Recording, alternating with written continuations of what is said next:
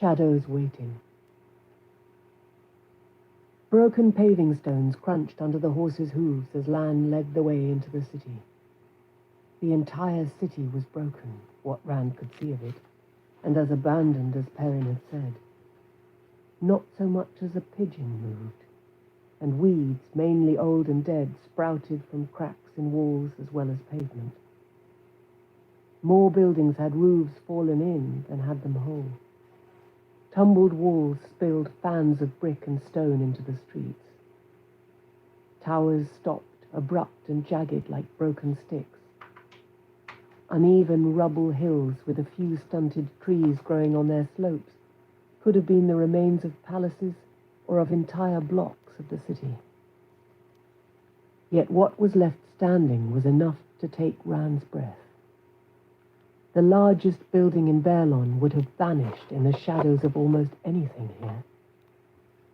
Pale marble palaces topped with huge domes met him wherever he looked.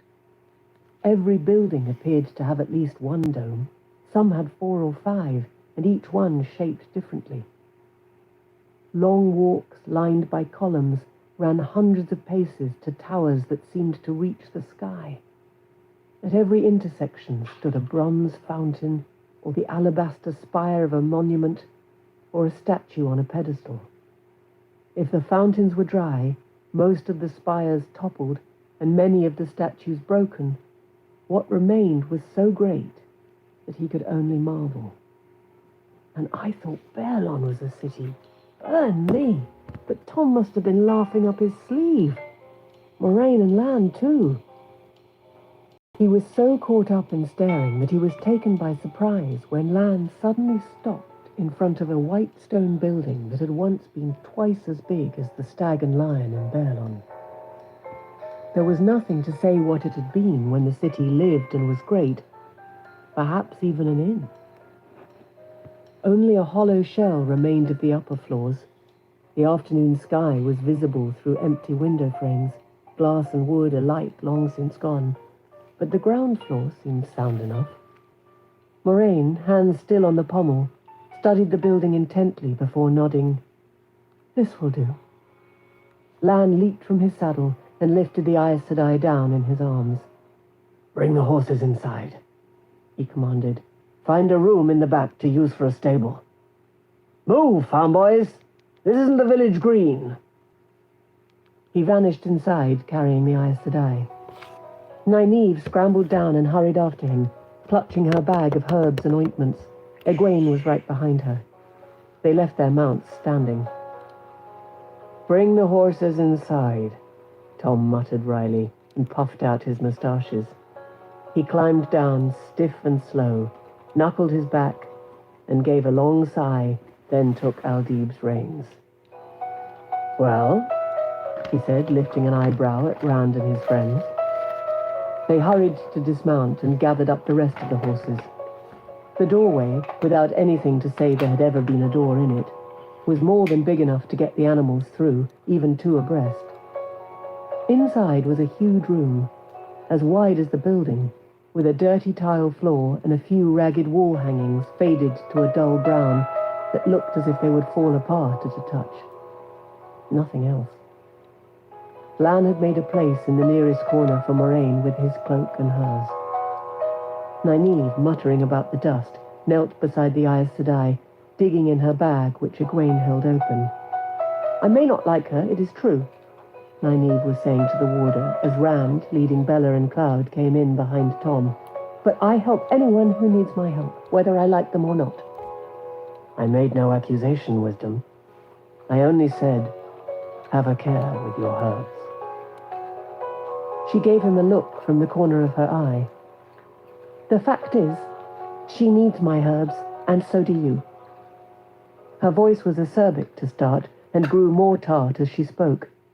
"The fact is, she can only do so much, even with her one power, and she has done about as much as she can without collapsing.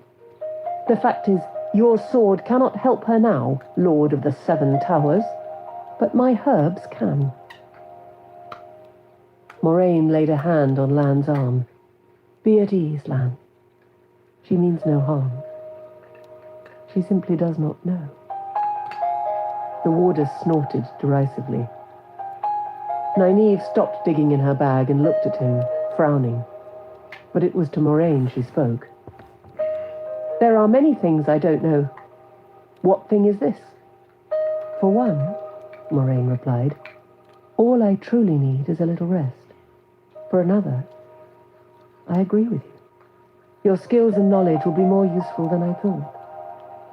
Now, if you have something that will help me sleep for an hour and not leave me groggy, a weak tea of foxtail, maricin, and..." Rand missed the last of it as he followed Tom into a room behind the first, a chamber just as big and even emptier. Here was only the dust, thick and undisturbed until they came. Not even the tracks of birds or small animals marked the floor. Rand began to unsaddle Bella and Cloud, and Tom, Aldib and his gelding, and Perrin, his horse, and Mandab. All but Matt. He dropped his reins in the middle of the room. There were 2 doorways from the room besides the one by which they had entered. "Alley," Matt announced, drawing his head back in from the first. They could all see that much from where they were. The second doorway was only a black rectangle in the rear wall. Matt went through slowly and came out much faster, vigorously brushing old cobwebs out of his hair. "Nothing in there," he said, giving the alleyway another look. "You going to take care of your horse?" Perrin said. He had already finished his own and was lifting the saddle from Mandab. Strangely, the fierce-eyed stallion gave him no trouble at all, though he did watch Perrin. "Nobody is going to do it for you." Matt gave the alley one last look and went to his horse with a sigh. As Rand laid Bella's saddle on the floor, he noticed that Matt had taken on a glum stare. His eyes seemed 1,000 miles away, and he was moving by rote. "Are you all right, Matt?" Rand said. Matt lifted the saddle from his horse and stood holding it. "Matt? Matt?" Matt gave a start and almost dropped the saddle. "What? Oh, I was just thinking." "Thinking?" Perrin hooted from where he was replacing Mandab's bridle with a hackamore. "You were asleep." Matt scowled. "I was thinking about what happened back there. About those words, Everybody turned to look at him then, not just Rand, and he shifted uneasily. "Well, you heard what Moiraine said. It's as if some dead man was speaking with my mouth. I don't like it." His scowl grew deeper when Perrin chuckled. "Aemon's war cry," she said, "right? Maybe your Aemon come back again. The way you go on about how dull Aemon's field is, I think you would like that.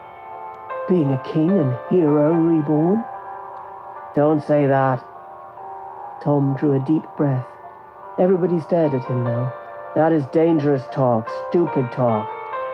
The dead can be reborn or take a living body, and it is not something to speak of lightly." He took another breath to calm himself before going on. "The old blood," she said. "The blood, not a dead man. I've heard that it can happen sometimes. Heard, though I never really thought. It was your roots, boy. A line running from you to your father to your grandfather, right on back to Manetheren and maybe beyond. Well, now you know your family is old. You ought to let it go at that and be glad. Most people don't know much more than that they had a father. Some of us can't even be sure of that," Rand thought bitterly. Maybe the wisdom was right. Light, I hope she was. Matt nodded at what the gleeman said. "I suppose I should. Only, do you think it has anything to do with what's happened to us? The Trollocs and all? I mean, I don't know what I mean." "I think you ought to forget about it and concentrate on getting out of here safely." Tom produced his long-stemmed pipe from inside his cloak. "And I think I'm going to have a smoke." With a waggle of the pipe in their direction, he disappeared into the front room. "We are all in this together, not just one of us," Rand told Matt. Matt gave himself a shake and laughed. A short bark. Right. Well, speaking of being in things together, now that we're done with the horses, why don't we go see a little more of this city? A real city and no crowds to jostle your elbow and poke you in the ribs. Nobody looking down their long noses at us. There's still an hour, maybe two, if daylight left. Aren't you forgetting the Trollocs? Perrin said. Matt shook his head scornfully. Lan said they wouldn't come in here, remember? You need to listen to what people say. I remember, Perrin said, and I do listen. This city, Aridhol, was an ally of Manetheren. See? I listen. Aridhol must have been the greatest city in the Trolloc Wars, Rand said, for the Trollocs to still be afraid of it. They weren't afraid to come into the Two Rivers, and Moiraine said Manetheren was, how did she put it? A thorn in the Dark One's foot. Perrin raised his hands. Don't mention the Shepherd of the Night, please. What do you say? Matt laughed. Let's go. We should ask Moiraine, Perrin said, and Matt threw up his hands. Ask Moiraine? You think she'll let us have her sight? And what about Nynaeve? Blood and ashes, Perrin. Why not ask Mistress Luhan while you're about it? Perrin nodded reluctant agreement, and Matt turned to Rand with a grin. What about you? A real city? With palaces? He gave a sly laugh. And no white cloaks to stare at us? Rand gave him a dirty look, but he hesitated only a minute. Those palaces were like a gleeman's tale. All right. Stepping softly so as not to be heard in the front room, they left by the alley, following it away from the front of the building to a street on the other side. They walked quickly, and when they were a block away from the white stone building, Matt suddenly broke into a capering dance. Free! He laughed. Free! He slowed until he was turning a circle, staring at everything and still laughing. The afternoon shadows stretched long and jagged, and the sinking sun made the ruined city golden. Did you ever dream of a place like this? Did you? Perrin laughed too, but Rand shrugged uncomfortably. This was nothing like the city in his first dream, but just the same. If we're going to see anything, he said, we had better get on with it. There isn't much daylight left. Matt wanted to see everything, it seemed, and he pulled the others along with his enthusiasm. They climbed over dusty fountains with basins wide enough to hold everybody in Emmons Field, and wandered in and out of structures chosen at random, but always the biggest they could find. Some they understood, and some not. A palace was plainly a palace, but what was a huge building that was one round white dome as big as a hill outside, and one monstrous room inside? And a walled place, open to the sky, and big enough to have held all of Emmons Field, surrounded by row on row of stone benches. Matt grew impatient when they found nothing but dust or rubble or colourless rags of wall hangings that crumbled at a touch. Once, some wooden chairs stood stacked against a wall. They all fell to bits when Perrin tried to pick one up. The palaces, with their huge empty chambers, some of which could have held the winespring in with room to spare on every side and above as well, made Rand think too much of the people who had once filled them. He thought everybody in the Two Rivers could have stood under that round dome. And as for the place with the stone benches, he could almost imagine he could see the people in the shadows, staring in disapproval at the three intruders disturbing their rest. Finally, even Matt tired, grand as the buildings were, and remembered that he had had only an hour's sleep the night before. Everyone began to remember that. Yawning, they sat on the steps of a tall building fronted by row on row of tall stone columns and argued about what to do next.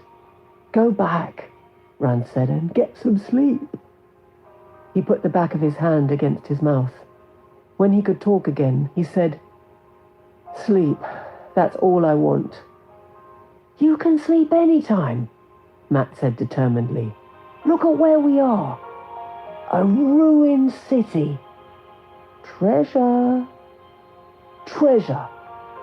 Perrin's jaws cracked. There isn't any treasure here. There isn't anything but dust.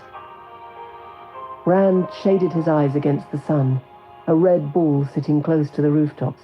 It's getting late, Matt. It'll be dark soon. There could be treasure, Matt maintained stoutly. Anyway, I want to climb one of the towers. Look at that one over there. It's whole. I'll bet you could see for miles from up there. What'd you say?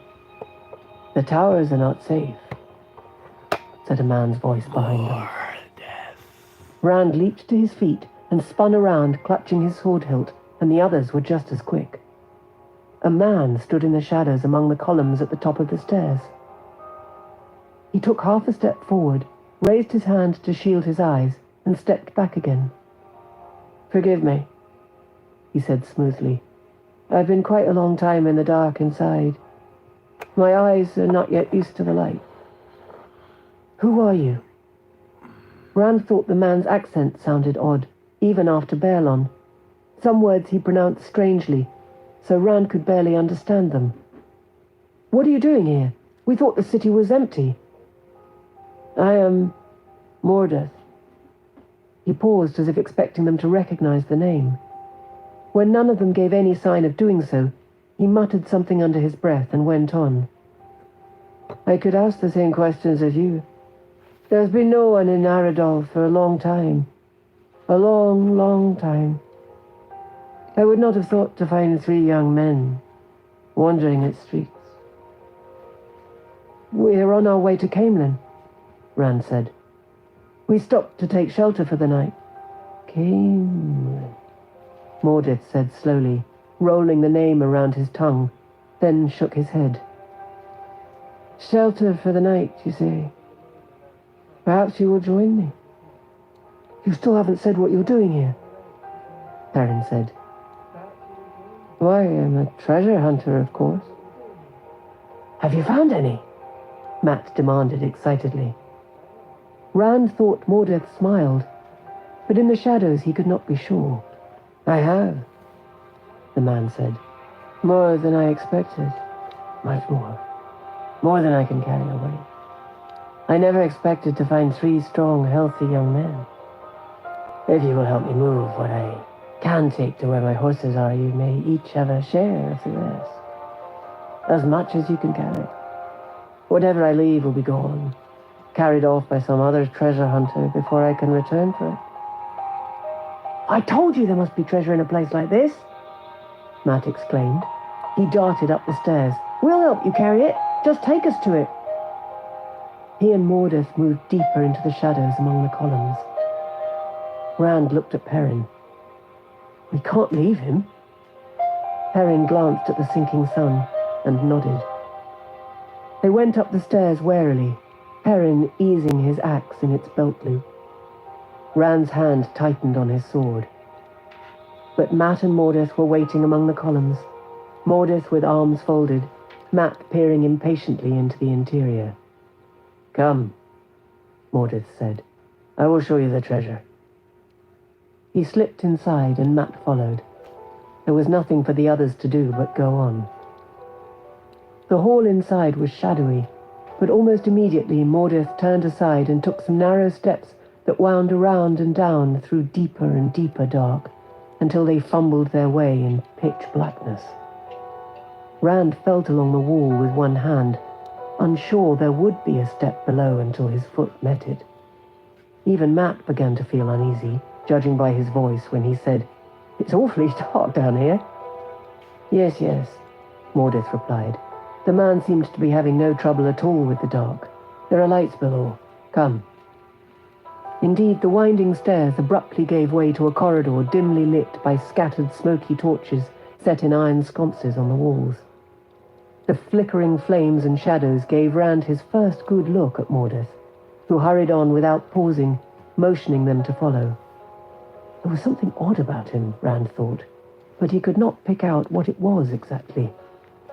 Mordeth was a sleek, somewhat overfed man, with drooping eyelids that made him seem to be hiding behind something and staring. Short and completely bald, He walked as if he were taller than any of them.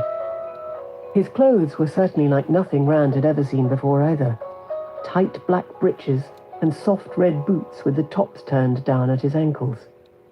A long red vest thickly embroidered in gold, and a snowy white shirt with wide sleeves, the points of his cuffs hanging almost to his knees.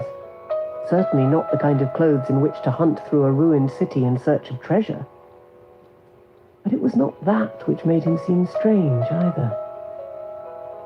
Then the corridor ended in a tile-walled room, and he forgot about any oddities Mordeth might have.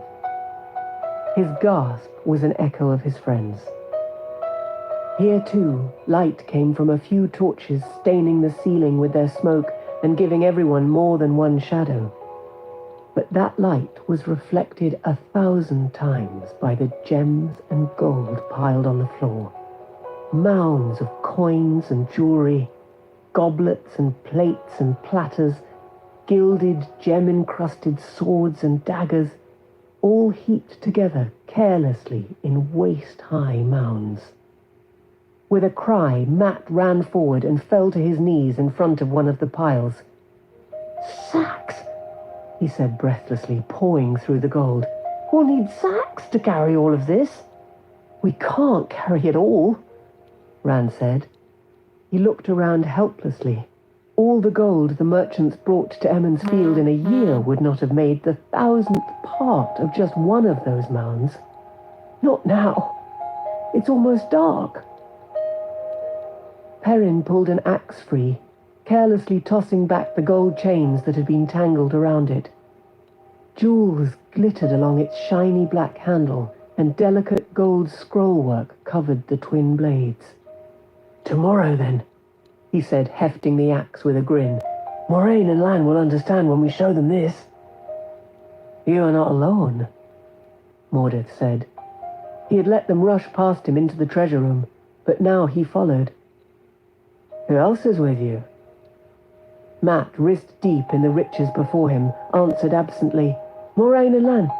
And then there's Nynaeve and Egwene, and Tom, he's a gleeman. We're going to Tar Valon." Rand caught his breath. Then the silence from Mordeth made him look at the man.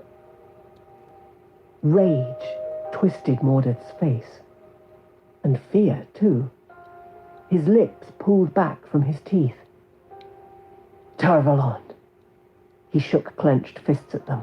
"Tar Valon. You said you were going to this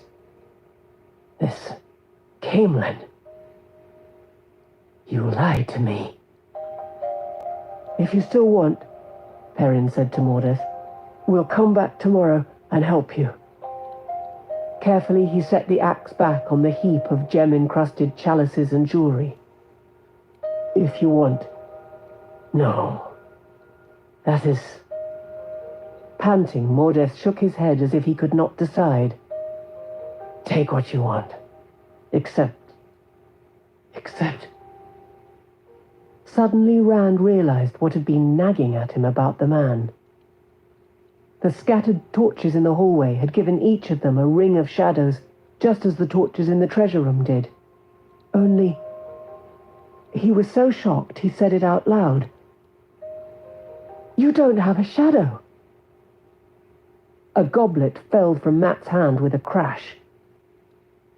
Mordeth nodded, and for the first time, his fleshy eyelids opened all the way.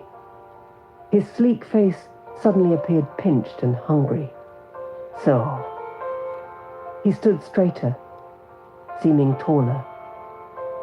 "It is decided." Abruptly, there was no seeming to it.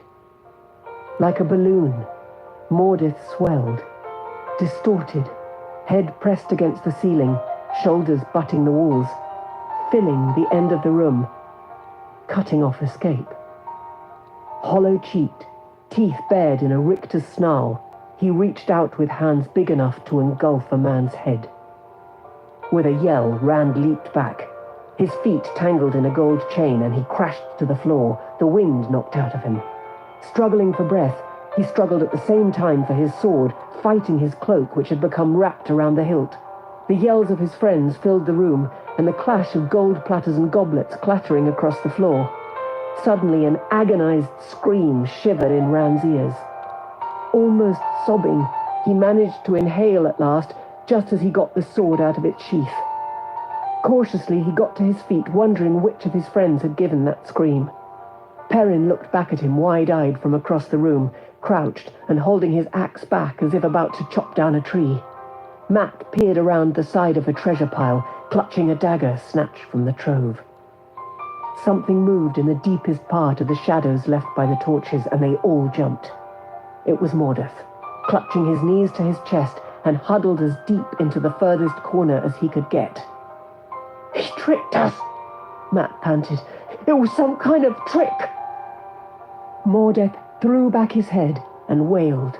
Dust sifted down as the walls trembled. "You are all dead," he cried. "All dead." And he leaped up, diving across the room. Rand's jaw dropped, and he almost dropped the sword as well. As Mordeth dove through the air, he stretched out and thinned like a tendril of smoke.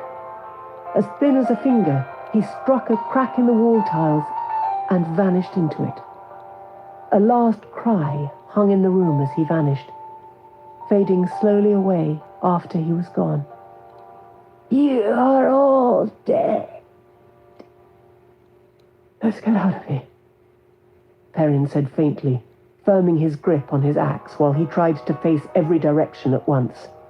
Gold ornaments and gems scattered unnoticed under his feet. "But the treasure," Mat protested. "We can't just leave it now."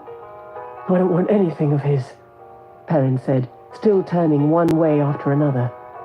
He raised his voice and shouted at the walls. "It's your treasure, you hear? We are not taking any of it." Rand stared angrily at Mat. "Did you want him to come after us, or are you going to wait here stuffing your pockets until he comes back with 10 more like him?" Mat just gestured to all the gold and jewels. Before he could say anything, though, Rand seized one of his arms and Perrin grabbed the other. They hustled him out of the room, Mat struggling and shouting about the treasure.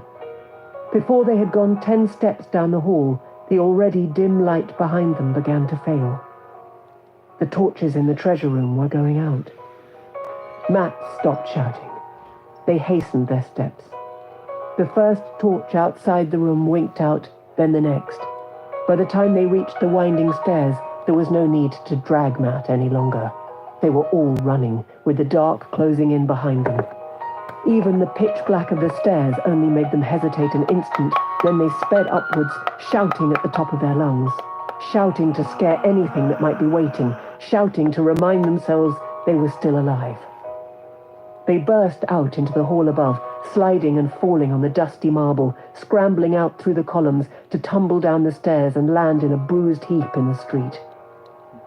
Rand untangled himself and picked Tam's sword up from the pavement, looking around uneasily. Less than half of the sun still showed above the rooftops. Shadows reached out like dark hands, made blacker by the remaining light, nearly filling the street. He shivered. The shadows looked like Mordeth, reaching. "At least we're out of it." Mat got up from the bottom of the pile, dusting himself off in a shaky imitation of his usual manner. "And at least Are we?" Perrin said. Rand knew it was not his imagination this time. The back of his neck prickled. Something was watching them from the darkness in the columns. He spun around, staring at the buildings across the way. He could feel eyes on him from there, too. His grip tightened on his sword hilt, though he wondered what good it would be. Watching eyes seemed to be everywhere. The others looked around warily. He knew they could feel it, too. "We stay in the middle of the street," he said hoarsely. They met his eyes. They looked as frightened as he felt. He swallowed hard. "We stay in the middle of the street, keep out of shadows as much as we can, and walk fast. Walk very fast," Mat agreed fervently. The watchers followed them. Or else there were lots of watchers. Lots of eyes staring out of almost every building. Rand could not see anything move, hard as he tried, but he could feel the eyes. Eager, hungry. He did not know which would be worse. Thousands of eyes, or just a few, following them. In the stretches where the sun still reached them, they slowed, just a little, squinting nervously into the darkness that always seemed to lay ahead. None of them was eager to enter the shadows. No one was really sure something might not be waiting. The watcher's anticipation was a palpable thing whenever shadows stretched across the street, barring their way. They ran through those dark places, shouting. Rand thought he could hear dry, rustling laughter. At last, with twilight falling, they came in sight of the white stone building they had left what seemed like days ago. Suddenly, the watching eyes departed. Between one step and the next, they vanished in a blink. Without a word, Rand broke into a trot, followed by his friends, then a full run that only ended when they hared through the doorway and collapsed, panting. A small fire burned in the middle of the tile floor, the smoke vanishing through a hole in the ceiling in a way that reminded Rand unpleasantly of Mordeth. Everyone except Lan was there, gathered around the flames, and their reactions varied considerably. Egwene, warming her hands at the fire, gave a start as the three burst into the room, clutching her hands to her throat. When she saw who it was, a relieved sigh spoiled her attempt at a withering look. Tom merely muttered something around his pipe stem, but Rand caught the word, "Fools," before the gleeman went back to poking the flames with a stick. "You wool-headed witlings," the wisdom snapped. She bristled from head to foot. Her eyes glittered, and bright spots of red burned on her cheeks. "Why under the light did you run off like that? Are you all right? Have you no sense at all? Lan is out looking for you now, and you'll be luckier than you deserve if he does not pound some sense into the lot of you when he gets back." The Aes Sedai's face betrayed no agitation at all, but her hands had loosed a white-knuckled grip on her dress at the sight of them. Whatever Nynaeve had given her must have helped, for she was on her feet. "You should not have done what you did," she said in a voice as clear and serene as a waterwood pond. "We will speak of it later. Something happened out there, or you would not be falling all over one another like this. Tell me." "You said it was safe," Matt complained, scrambling to his feet. "You said Aridhol was an ally of Moiraine, and Trollocs wouldn't come into the city, and—" Moiraine stepped forward so suddenly that Matt cut off with his mouth open, and Rand and Perrin paused in getting up, halfway crouched or on their knees. "Trollocs? Did you see Trollocs inside the walls?" Rand swallowed. "Not Trollocs," he said, and all three began talking excitedly, all at the same time. Everyone began in a different place. Matt started with finding the treasure, sounding almost as if he had done it alone, while Perrin began explaining why they had gone off in the first place without telling anyone. Rand jumped right to what he thought was important, meeting the stranger among the columns. But they were all so excited that nobody told anything in the order it happened. Whenever one of them thought of something, he blurted it out with no regard for what came before or after, or for who was saying what. The Watchers. They all babbled about the Watchers. It made the whole tale close to incoherent, but their fear came through. Egwene began casting uneasy glances at the empty windows fronting the street. Out there, the last remnants of twilight were fading. The fire seemed very small and dim. Tom took his pipe from between his teeth and listened with his head cocked, frowning. Moraine's eyes showed concern, but not an undue amount, until... Suddenly the Aes Sedai hissed and grabbed Rand's elbow in a tight grip. "Mordeth, are you sure of that name? Be very sure, all of you. Mordeth." They murmured a chorused, "Yes. taken aback by the Aes Sedai's intensity. "Did he touch you?" she asked them all. "Did he give you anything? Or did you do anything for him? I must know." "No," Rand said. "None of us. None of those things." Perrin nodded agreement and added, "All he did was try to kill us. Isn't that enough? He swelled up until he filled half the room, shouted that we were all dead men, and vanished." He moved his hand to demonstrate. "Like smoke." Egwene gave a squeak. Matt twisted away petulantly. "Safe," he said. "All that talk about Trollocs not coming here. What are we supposed to think?" "Apparently you did not think at all," she said, coolly composed once more. "Anyone who thinks would be wary of a place that Trollocs are afraid to enter." "Matt's doing," Nynaeve said, certainty in her voice. "He's always talking some mischief or other, and the others lose the little wits they were born with when they're around him." Moiraine nodded briefly, but her eyes remained on Rand and his two friends. Late in the Trolloc Wars, an army camped within these ruins. Trollocs, Dark Friends, Mordral, Dreadlords, thousands in all. When they did not come out, scouts were sent inside the walls. The scouts found weapons, bits of armor, and blood splattered everywhere, and messages scratched on walls in the Trolloc tongue, calling on the Dark One to aid them in their last hour. Men who came later found no trace of the blood or the messages. They had been scoured away. Half-men and Trollocs remember still. That is what keeps them outside this place. "And this is where you picked for us to hide?" Rand said in disbelief. "We'd be safer out there trying to outrun them." "If you had not gone running off," Moiraine said patiently, "you would know that I set wards around this building. A Mordral would not even know these wards were there, for it is a different kind of evil they are meant to stop. But what resides in Shadar Logoth will not cross them, or even come too near. In the morning it will be safe for us to go. These things cannot stand the light of the sun. They will be hiding deep in the earth." "Shadar Logoth," Egwene said uncertainly. "I thought you said this city was called Aridhol." "Once it was called Aridhol," Moiraine replied, "and was one of the 10 nations, the lands that made the Second Covenant, the lands that stood against the Dark One from the first days after the breaking of the world. In the days when Thorin al-Torin al-Ban was king of Manetheren, the king of Aridhol was Bolwen Mael, Bolwen Ironhand.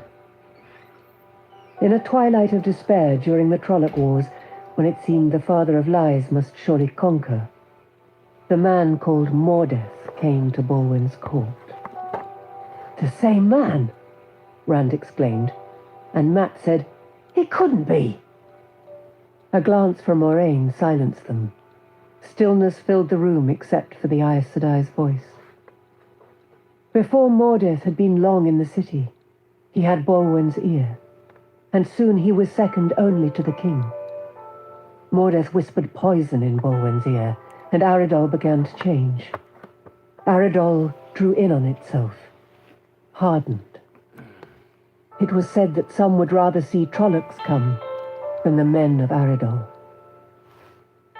"The victory of the light is all." That was the battle cry Mordeth gave them, and the men of Aridhol shouted it while their deeds abandoned the light. The story is too long to tell in full, and too grim, and only fragments are known even in Tar Valon. How Torin's son, Kar, came to win Aridhol back to the Second Covenant, and Bolwen sat his throne, a withered shell with the light of madness in his eyes, laughing while Mordeth smiled at his side and ordered the deaths of Kar and the embassy as friends of the dark. How Prince Kar came to be called Kar One Hand. How he escaped the dungeons of Aridhol and fled alone to the borderlands with Mordeth's unnatural assassins at his heels. How there he met Rhea, who did not know who he was, and married her, and set the skein in the pattern that led to his death at her hands, and hers by her own hand before his tomb, and the fall of Aleth Loria. How the armies of Manetheren came to avenge Kar, and found the gates of Aridhol torn down, no living thing inside the walls, but something worse than death. No enemy had come to Aridhol, but Aridhol. Suspicion and hate had given birth to something that fed on that which created it, something locked in the bedrock on which the city stood. Shadar waits still, hungering. Men spoke of Aridhol no more. They named it Shadar Logoth, the place where the shadow waits, or, more simply, shadows waiting. Mordeth alone was not consumed by Shadar, but he was snared by it, and he too has waited within these walls through the long centuries. Others have seen him. Some he has influenced through gifts that twist the mind and taint the spirit, the taint waxing and waning until it rules or kills. If ever he convinces someone to accompany him to the walls, to the boundary of Shadar's power, he will be able to consume the soul of that person. Mordeth will leave, wearing the body of the one he worse than killed, to wreak his evil on the world again. The treasure, Perrin mumbled when she stopped. You wanted us to help carry the treasure to his horses. His face was haggard. I'll bet they were supposed to be outside the city somewhere. Rand shivered. But we are safe now, aren't we? Matt asked. He didn't give us anything and he didn't touch us. We're safe, aren't we? With the wards you set. We are safe, Moiraine agreed. He cannot cross the ward lines, nor can any other denizen of this place. And they must hide from the sunlight, so we can leave safely once it is day. Now, try to sleep. The wards will protect us until Lan returns. He has been gone a long time. Nynaeve looked worriedly at the night outside. Full dark had fallen, as black as pitch. Lan will be well, Moiraine said soothingly, and spread her blankets beside the fire while she spoke. He was pledged to fight the Dark One before he left the cradle. A sword placed in his infant hands. Besides, I would know the minute of his death, and the way of it, just as he would know mine. Rest, Nynaeve. All will be well. But as she was rolling herself into her blankets, she paused, staring at the street as if she too would have liked to know what kept the warder. Rand's arms and legs felt like lead, and his eyes wanted to slide shut on their own. Yet sleep did not come quickly, and once it did, he dreamed, muttering and kicking off his blankets. When he woke, it was suddenly, and he looked around for a moment before he remembered where he was. The moon was up, the last thin sliver before the new moon, its faint light defeated by the night. Everyone else was still asleep, though not all soundly. Egwene and his two friends twisted and murmured inaudibly. Tom's snores, soft for once, were broken from time to time by half-formed words. There was still no sign of Lan. Suddenly, he felt as if the wards were no protection at all. Anything at all could be out there in the dark. Telling himself he was being foolish, he added wood to the last coals of the fire. The blaze was too small to give much warmth, but it gave more light. He had no idea what had awakened him from his unpleasant dream. He had been a little boy again, carrying Tam's sword and with a cradle strapped to his back, running through empty streets, pursued by Mordeth, who shouted that he only wanted his hand. And there had been an old man who watched them and cackled with mad laughter the whole time. He gathered his blankets and lay back, staring at the ceiling. He wanted very much to sleep, even if he had more dreams like the last one, but he could not make his eyes close. Suddenly, the warder trotted silently out of the darkness into the room. Moiraine came awake and sat up as if he had rung a bell. Lan opened his hand. 3 small objects fell to the tiles in front of her with the clink of iron. 3 blood-red badges in the shape of horned skulls. "There are Trollocs inside the walls," Lan said. "They will be here in little more than an hour. And the Darvol are the worst of them." He began waking the others. Moiraine smoothly began folding her blankets. "How many? Do they know we're here?" She sounded as if there were no urgency at all. "I don't think they do," Lan replied. "There are well over 100, frightened enough to kill anything that moves, including one another. The half-men are having to drive them, 4 just to handle one fist, and even the Murdral seem to want nothing more than to pass through the city and out as quickly as possible. They are not going out of their way to search, and they're so slipshod that if they were not heading nearly straight for us, I would say we had nothing to worry about." He hesitated. "There is something else?" "Only this," Lan said slowly. "The Murdral forced the Trollocs into the city." "What forced the Murdral?" Everyone had been listening in silence. Now Tom cursed under his breath, and Egwene breathed a question. "The Dark One." "Don't be a fool, girl," Nynaeve snapped. "The Dark One is bound in Shire Ghul by the Creator." "For the time being, at least," Moiraine agreed. "No, the Father of Lies is not out there. But we must leave in any case." Nynaeve eyed her narrowly. "Leave the protection of the wards and cross Shadar Logoth in the night. Or stay here and face the Trollocs," Moiraine said. "To hold them off here would require the One Power. It would destroy the wards and attract the very thing the wards are meant to protect against. Besides, as well build a signal fire atop one of those towers for every half-man within 20 miles. To leave is not what I would choose to do, but we are the hare, and it is the hounds who dictate the chase." "What if there are more outside the walls?" Matt asked. "What are we going to do?" "We will use my original plan," Moiraine said. Lan looked at her. She held up a hand and added, "Which I was too tired to carry out before. But I am rested now, thanks to the wisdom. We will make for the river. There, with our backs guarded by the water, I can raise a smaller ward that will hold the Trollocs and half-men back until we can make rafts and cross over. Or better yet, we may even be able to hail a trader's boat coming down from Saldea." The faces of the Emmons fielders looked blank. Lan noticed. "Trollocs and Murdral loathe deep water. Trollocs are terrified of it.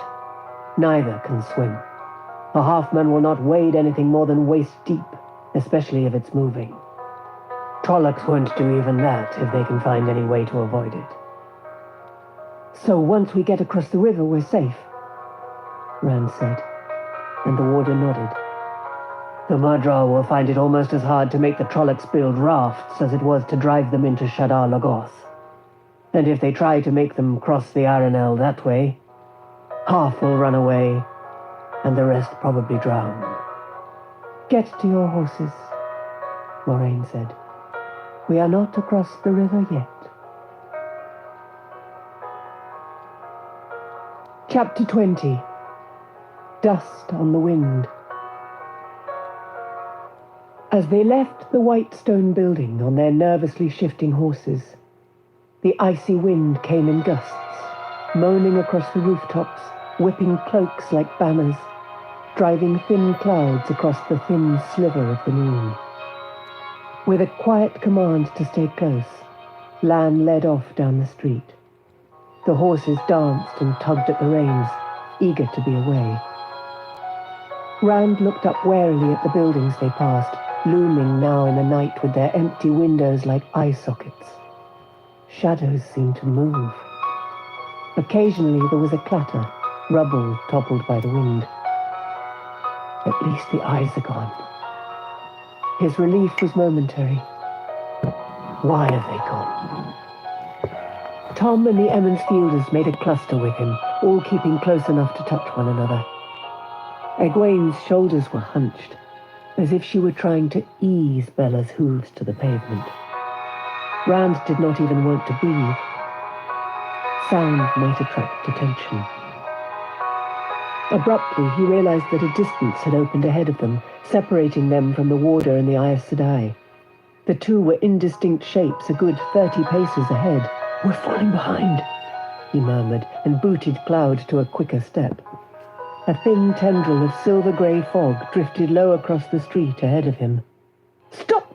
It was a strangled shout from Moiraine, sharp and urgent, but pitched not to carry far.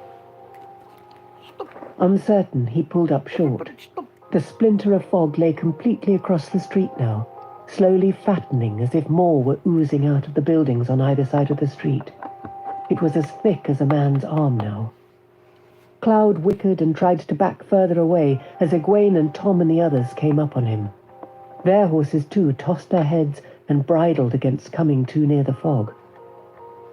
Lan and Moiraine rode slowly toward the fog, grown to as big around as a leg, stopping on the other side, well back.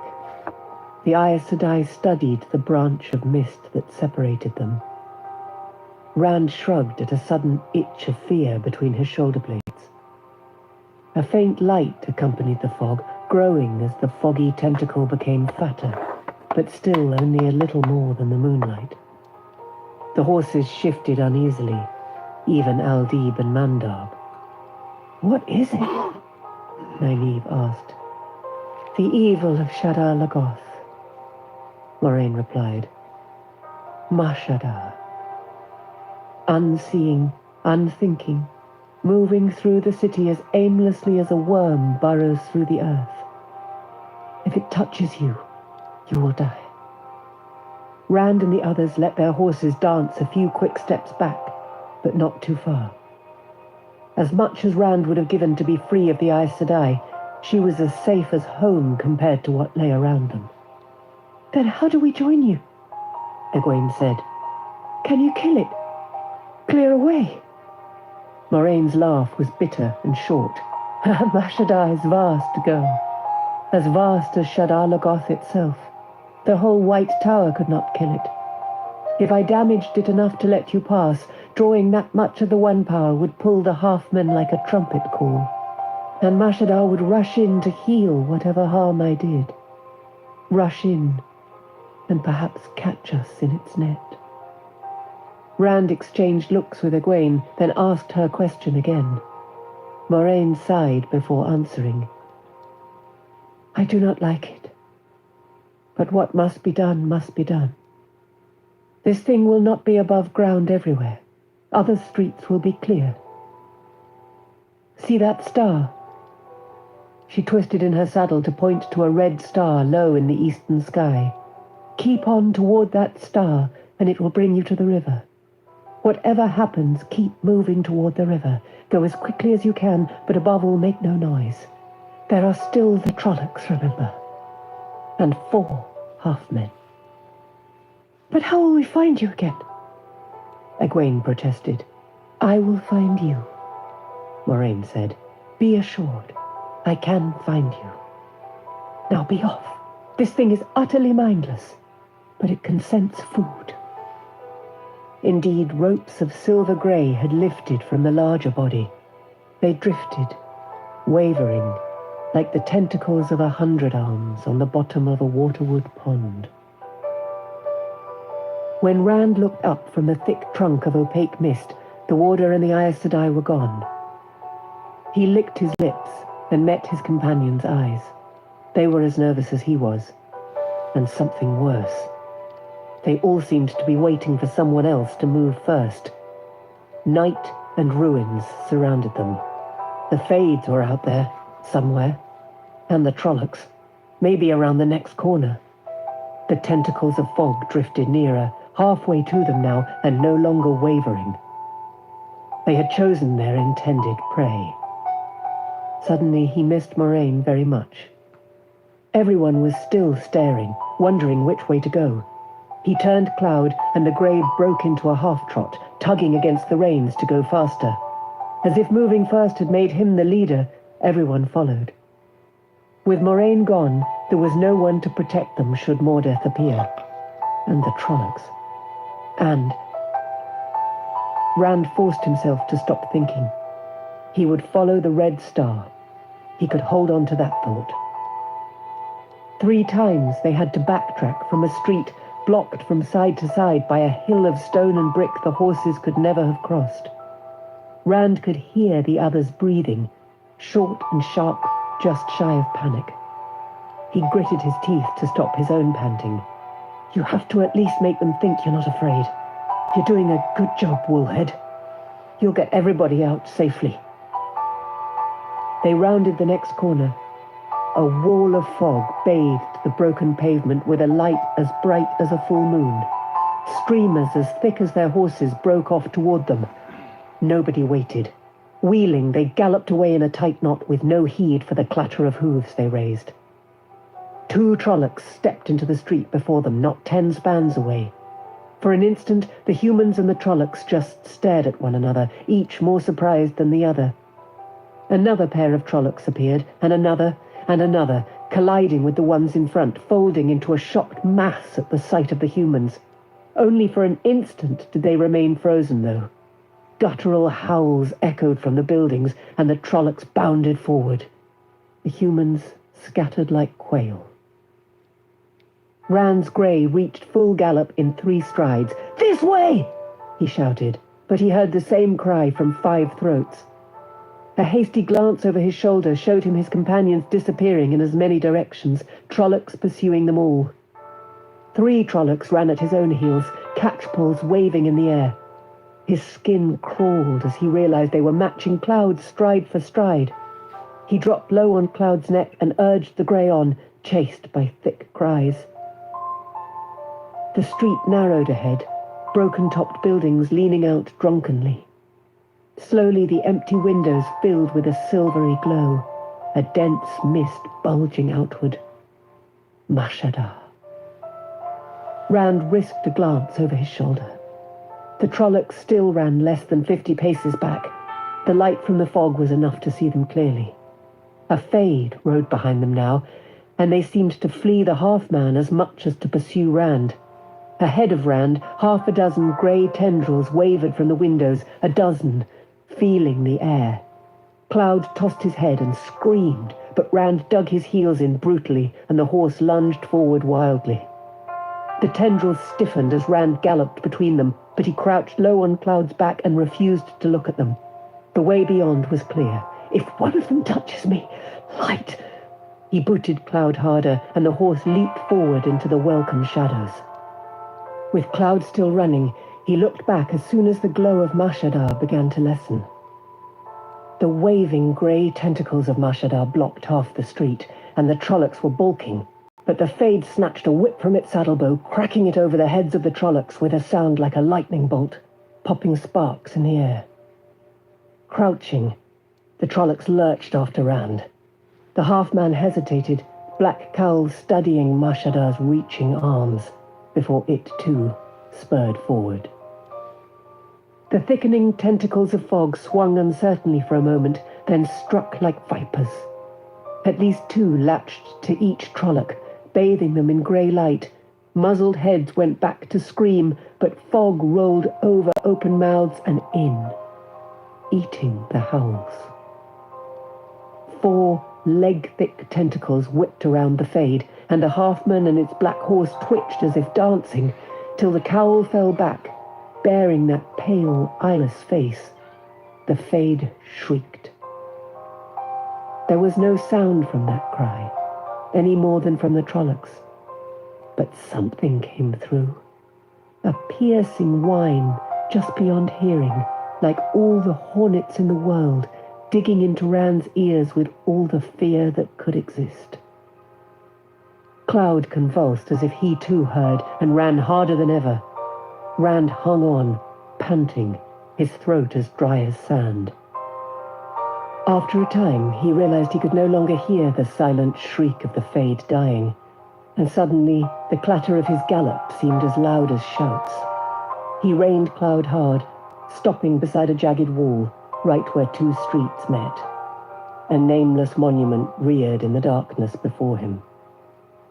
Slumped in the saddle, he listened, but there was nothing to hear except the blood pounding in his ears. Cold sweat beaded on his face, and he shivered as the wind flailed his cloak. Finally, he straightened. Stars spangled the sky where the clouds did not hide them, but the red star low in the east was easy to mark. Is anybody else alive to see it? Were they free, or in the Trollocs' hands? Egwene, light blind me, why didn't you follow me? If they were alive and free, they would be following that star. If not... The ruins were vast. He could search for days without finding anyone, if he could keep away from the Trollocs, and the Fades, and Mordeth, and Shadar. Reluctantly, he decided to make for the river. He gathered the reins. On the crossing street, one stone fell against another with a sharp click. He froze, not even breathing. He was hidden in the shadows, one step from the corner. Frantically, he thought of backing up. What was behind him? What would make a noise and give him away? He could not remember, and he was afraid to take his eyes from the corner of the building. Darkness bulked at that corner, with the longer darkness of a shaft sticking out of it. Catchpole! Even as the thought flashed into Rand's head, he dug his heels into Cloud's ribs and his sword flew from the scabbard. A wordless shout accompanied his charge, and he swung the sword with all of his might. Only a desperate effort stopped the blade short. With a yelp, Mat tumbled back, half falling off his horse and nearly dropping his bow. Rand drew a deep breath and lowered his sword. His arm shook. "Have you seen anybody else?" he managed. Mat swallowed hard before pulling himself awkwardly back into his saddle. I just Trollocs." He put a hand to his throat and licked his lips. "Just Trollocs. You?" Rand shook his head. "They must be trying to reach the river. We'd better do the same." Mat nodded silently, still feeling his throat, and they started toward the red star. Before they had covered 100 spans, the keening cry of a Trolloc horn rose behind them in the depths of the city. Another answered, from outside the walls. Rand shivered, but he kept to his slow pace, watching the darkest places and avoiding them when he could. After one jerk at his reins as if he might gallop off, Mat did the same. Neither horn sounded again, and it was in silence that they came to an opening in the vine-shrouded wall, where a gate had once been. Only the towers remained, standing broken-topped against the black sky. Mat hesitated at the gateway, but Rand said softly, "Is it any safer in here than out there?" He did not slow the grey, and after a moment Mat followed him out of Shadar Logoth, trying to look every way at once. Rand let out a slow breath. His mouth was dry. "We're going to make it. Light. We're going to make it." The walls vanished behind, swallowed by the night and the forest. Listening for the slightest sound, Rand kept the red star dead ahead. Suddenly, Tom galloped by from behind, slowing only long enough to shout, "Ride, you fools!" A moment later, hunting cries and crashes in the brush behind him announced the presence of Trollocs on his trail. Rand dug in his heels, and Cloud sprang after the Gleeman's gelding. "What happens when we get to the river without Moiraine? Light! Egwene!" Perrin sat his horse in the shadows. watching the open gateway some little distance off yet, and absently ran his thumb along the blade of his axe.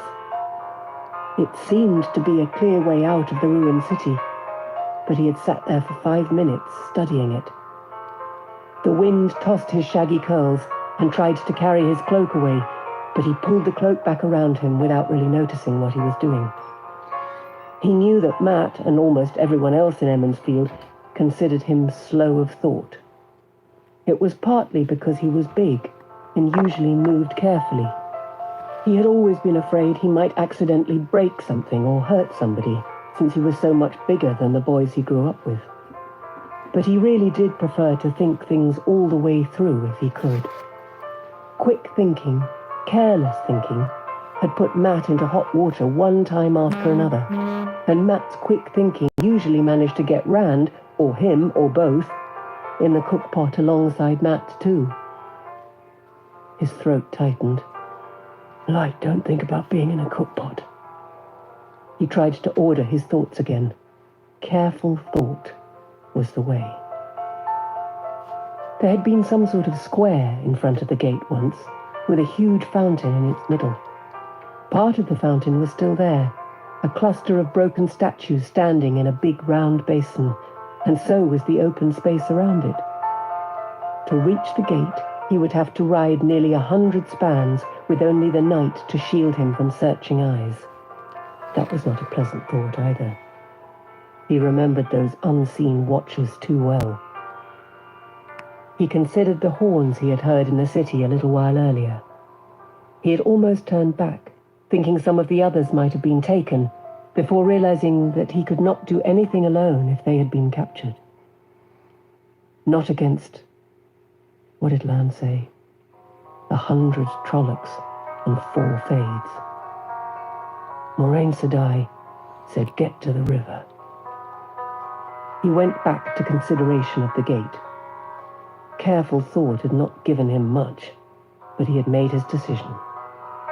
He rode out of the deeper shadow into the lesser darkness. As he did, another horse appeared from the far side of the square and stopped.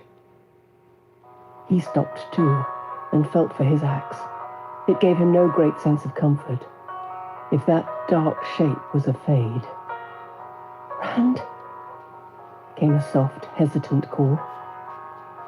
He let out a long, relieved breath. "It's Perrin, Egwene," he called back, just as softly. It still sounded too loud in the darkness. The horses came together near the fountain. "Have you seen anybody else?" They both asked at the same time, and both answered by shaking their heads. "They'll be all right," Egwene muttered, patting Bella's neck. "Won't they?" "Moiraine Sedai and Lan will look after them," Perrin replied. "They will look after all of us once we get to the river." He hoped it was so. He felt a great relief once they were beyond the gate, even if there were Trollocs in the forest. Or Fades. He stopped that line of thought. The bare branches were not enough to keep him from guiding on the Red Star, and they were beyond Mordeth's reach now. That one had frightened him worse than the Trollocs ever had. Soon they would reach the river and meet Moiraine, and she would put them beyond the Trollocs' reach as well. He believed it because he needed to believe. The wind scraped branches together and rustled the leaves and needles on the evergreens. A nighthawk's lonely cry drifted in the dark, and he and Egwene moved their horses closer together as though they were huddling for warmth. They were very much alone. A Trolloc horn sounded somewhere behind them, quick, wailing blasts urging the hunters to hurry, hurry. Then thick, half-human howls rose on their trail, spurred on by the horn.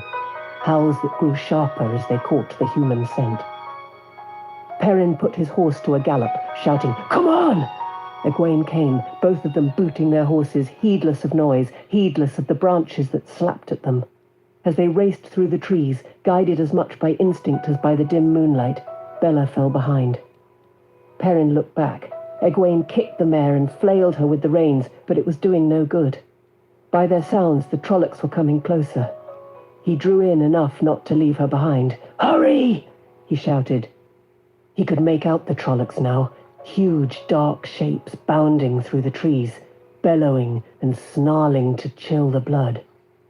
He gripped the haft of his axe hanging at his belt until his knuckles hurt. "Hurry, Egwene! Hurry!" Suddenly, his horse screamed, and he was falling, tumbling out of the saddle as the horse dropped away beneath him. He flung out his hands to brace himself and splashed head first into icy water. He had ridden right off the edge of a sheer bluff into the Aridhol. The shock of freezing water ripped a gasp from him, and he swallowed more than a little before he managed to fight his way to the surface. He felt more than heard another splash and thought that Egwene must have come right after him. Panting and blowing, he treaded water. It was not easy to keep afloat. His coat and cloak were already sodden, and his boots had filled. He looked around for Egwene, but saw only the glint of moonlight on the black water, ruffled by the wind. "Egwene! Egwene!" A spear flashed right in front of his eyes and threw water in his face. Others splashed into the river around him, too. Guttural voices raised in argument on the riverbank, and the Trolloc spears stopped coming. But he gave up on calling for the time being. The current washed him downriver, but the thick shouts and snarls followed along the bank, keeping pace. Undoing his cloak, he let the river take it, a little less weight to drag him down. Doggedly, he set out swimming for the far bank. There were no Trollocs there. He hoped.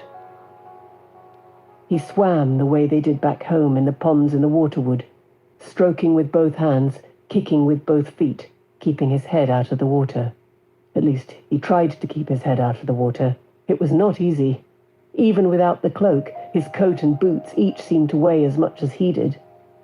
And the axe dragged at his waist, threatening to roll him over if it did not pull him under. He thought about letting the river have that, too. He thought about it more than once. It would be easy, much easier than struggling out of his boots, for instance. But every time he thought of it, he thought of crawling out on the far bank to find Trollocs waiting. The axe would not do him much good against half a dozen Trollocs, or even against one, maybe. But it was better than his bare hands. After a while, he was not even certain he would be able to lift the axe if Trollocs were there. His arms and legs became leaden. It was an effort to move them, and his face no longer came as far out of the river with each stroke. He coughed from water that went up his nose. A day at the forge has no odds on this, he thought wearily, and just then his kicking foot struck something. It was not until he kicked it again that he realized what it was. The bottom. He was in the shallows. He was across the river. Sucking air through his mouth, he got to his feet, splashing about as his legs almost gave way. He fumbled his axe out of its loop as he floundered ashore, shivering in the wind. He did not see any Trollocs. He did not see Egwene either. Just a few scattered trees along the riverbank, and a moonlight ribbon on the water. When he had his breath again, he called their names again and again. Faint shouts from the far side answered him. Even at that distance, he could make out the harsh voices of Trollocs. His friends did not answer, though. The wind surged, its moan drowning out the Trollocs, and he shivered. It was not cold enough to freeze the water soaking his clothes, but it felt as if it was. It sliced to the bone with an icy blade. Hugging himself was only a gesture that did not stop the shivering. Alone, he climbed tiredly up the riverbank to find shelter against the wind.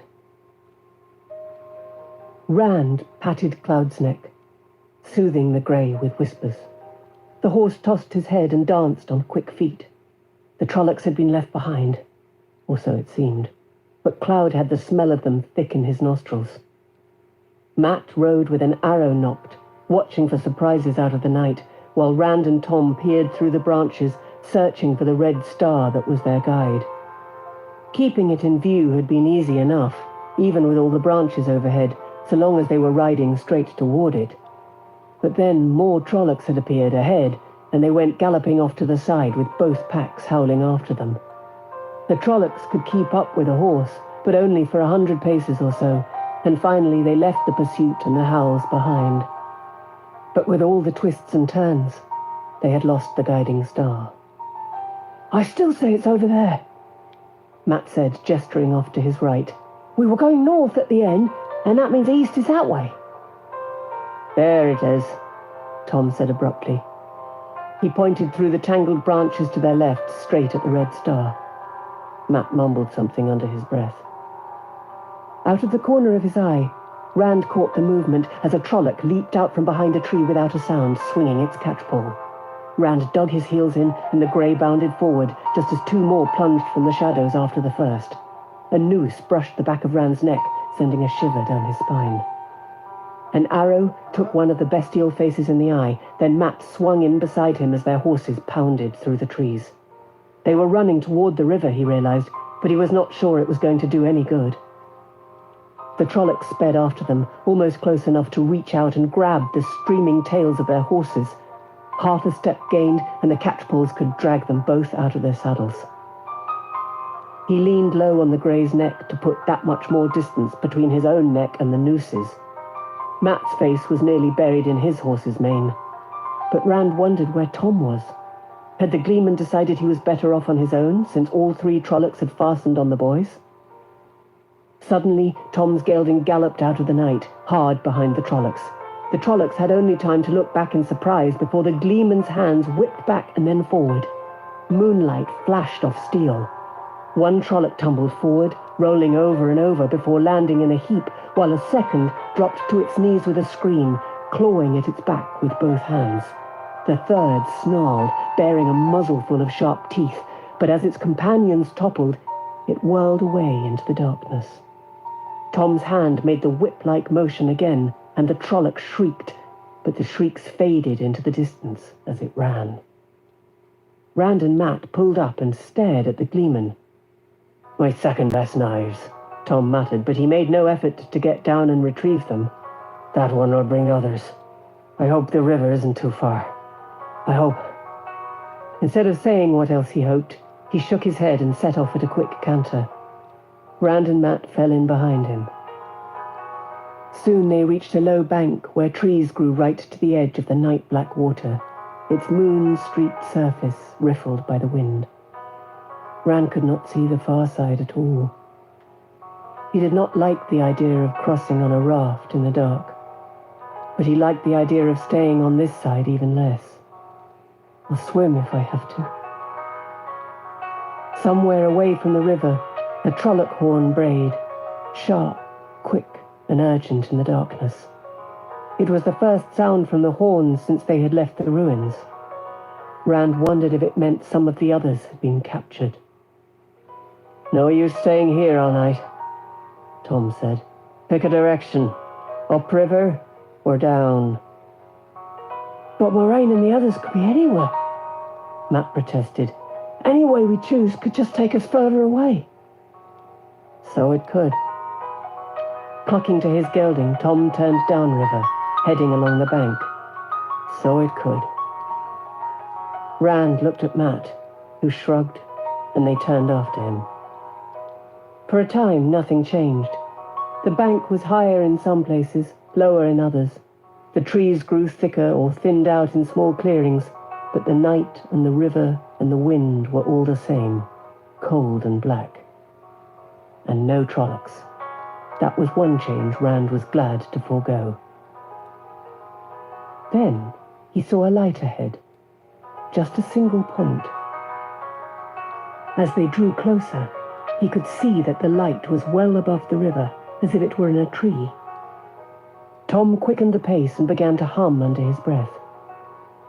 Finally, they could make out the source of the light, a lantern hoisted atop one of the masts of a large trader's boat, tied up for the night beside a small clearing in the trees. The boat, a good 80 feet long, shifted slightly with the current, tugging against the mooring ropes tied to trees. The rigging hummed and creaked in the wind.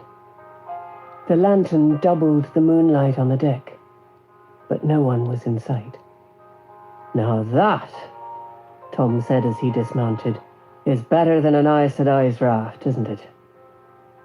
He stood with his hands on his hips, and even in the dark his smugness was apparent.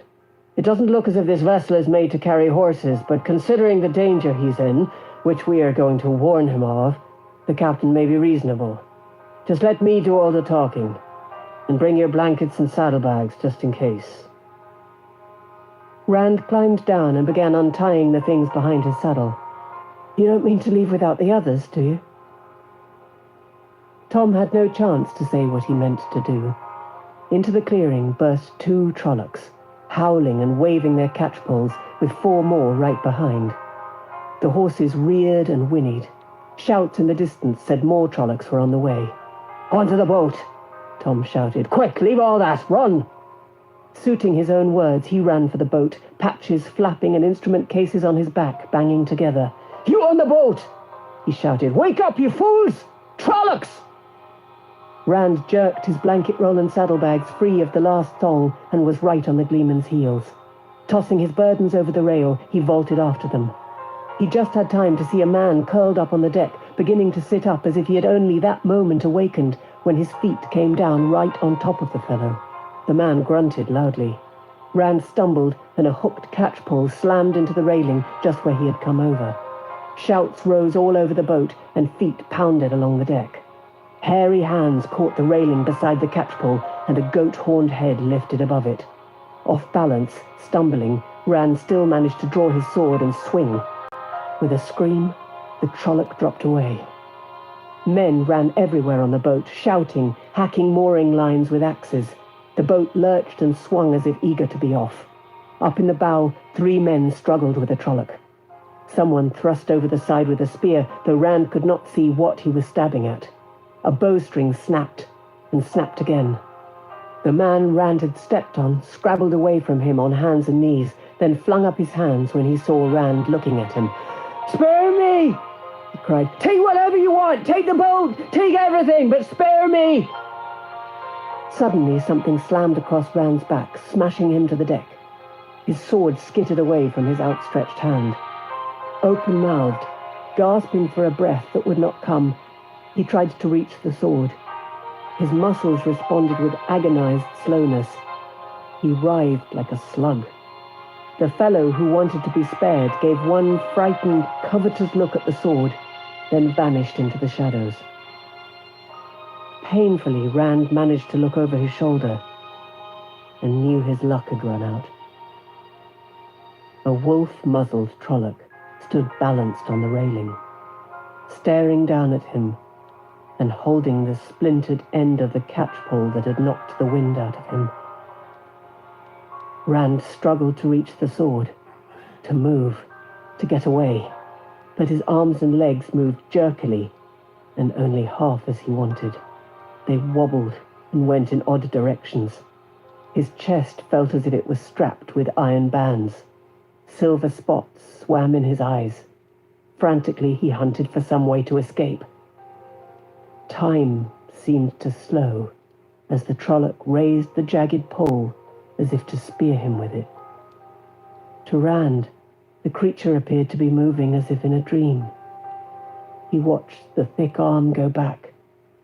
He could already feel the broken haft ripping through his spine, feel the pain of it tearing him open. He thought his lungs would burst. "I'm going to die. Light, help me. I'm going to die." The Trolloc's arm started forward, driving the splintered shaft, and Rand found the breath for one yell. "No!" Suddenly the ship lurched, and a boom swung out of the shadows to catch the Trolloc across the chest with a crunch of breaking bones, sweeping it over the side. For a moment, Rand lay panting and staring up at the boom, swinging back and forth above him. "That has to have used up my luck," he thought. "There can't be any more after that." Shakily, he got to his feet and picked up his sword, for once holding it in both hands the way Lan had taught him. But there was nothing left on which to use it. The gap of black water between the boat and the bank was widening quickly. The cries of the Trollocs were fading behind in the night. As he sheathed his sword and slumped against the railing, a stocky man in a coat that hung to his knees strode up the deck to glare at him. Long hair that fell to his thick shoulders, and a beard that left his upper lip bare, framed a round face. Round, but not soft. The boom swung out again, and the bearded man spared part of his glare for that as he caught it. It made a crisp splat against his broad palm. "Gelp!" he bellowed. "Fortune! Where do you be, Gelp?" He spoke so fast, with all the words running together, that Rand could barely understand him. "You can no hide from me on my own ship. Get Florin Gelp out here." A crewman appeared with a bullseye lantern, and two more pushed a narrow-faced man into the circle of light it cast. Rand recognized the fellow who had offered him the boat. The man's eyes shifted from side to side, never meeting those of the stocky man. The captain, Rand thought. A bruise was coming up on Gelb's forehead where one of Rand's boots had caught him. "Were you not supposed to secure this boom, Gelb?" the captain asked with surprising calm, though just as fast as before. Gelb looked truly surprised. "But I did. Tied it down tight. I admit I'm a little slow about things now and then, Captain Doman, but I get 'em done." "So you be slow, do you? No so slow at sleeping? Sleeping when you should be standing watch. We could be murdered to a man for all of you." "No, Captain, no, it was him." Gelb pointed straight at Rand. "I was on guard, just like I was supposed to be, when he sneaked up and hit me with a club." He touched the bruise on his head, winced, and glared at Rand. "I fought him, but then the Trollocs came. He's in league with them, Captain. A dark friend. In league with the Trollocs." "In league with my aged grandmother," Captain Doman roared. "Did I no warn you the last time, Gelb? At Whitebridge, off you do go. Get out of my sight before I put you off now." Gelb darted out of the lantern light, and Doman stood opening and closing his hands while he stared at nothing. "These Trollocs do be following me. Why would they no leave me be? Why?" Rand looked over the rail and was shocked to find the riverbank no longer in sight. Two men manned the long steering oar that stuck out over the stern, and there were 6 sweeps working to a side now, pulling the ship like a water bug further out into the river. "Captain," Rand said, "we have friends back there. If you go back and pick them up, I am sure they'll reward you."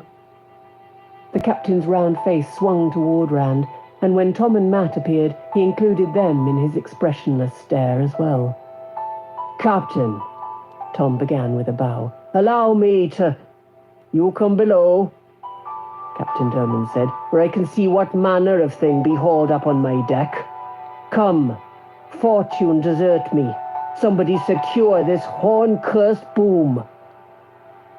As crewmen rushed to take the boom, he stumped off toward the stern of the boat. Rand and his 2 companions followed. Captain Doman had a tidy cabin in the stern, reached by climbing down a short ladder, where everything gave the impression of being in its proper place, right down to the coats and cloaks hanging from pegs on the back of the door. The cabin stretched the width of the ship, with a broad bed built against one side and a heavy table built out from the other. There was only one chair, with a high back and sturdy arms, and the captain took that himself, motioning the others to find places on various chests and benches that were the only other furnishings.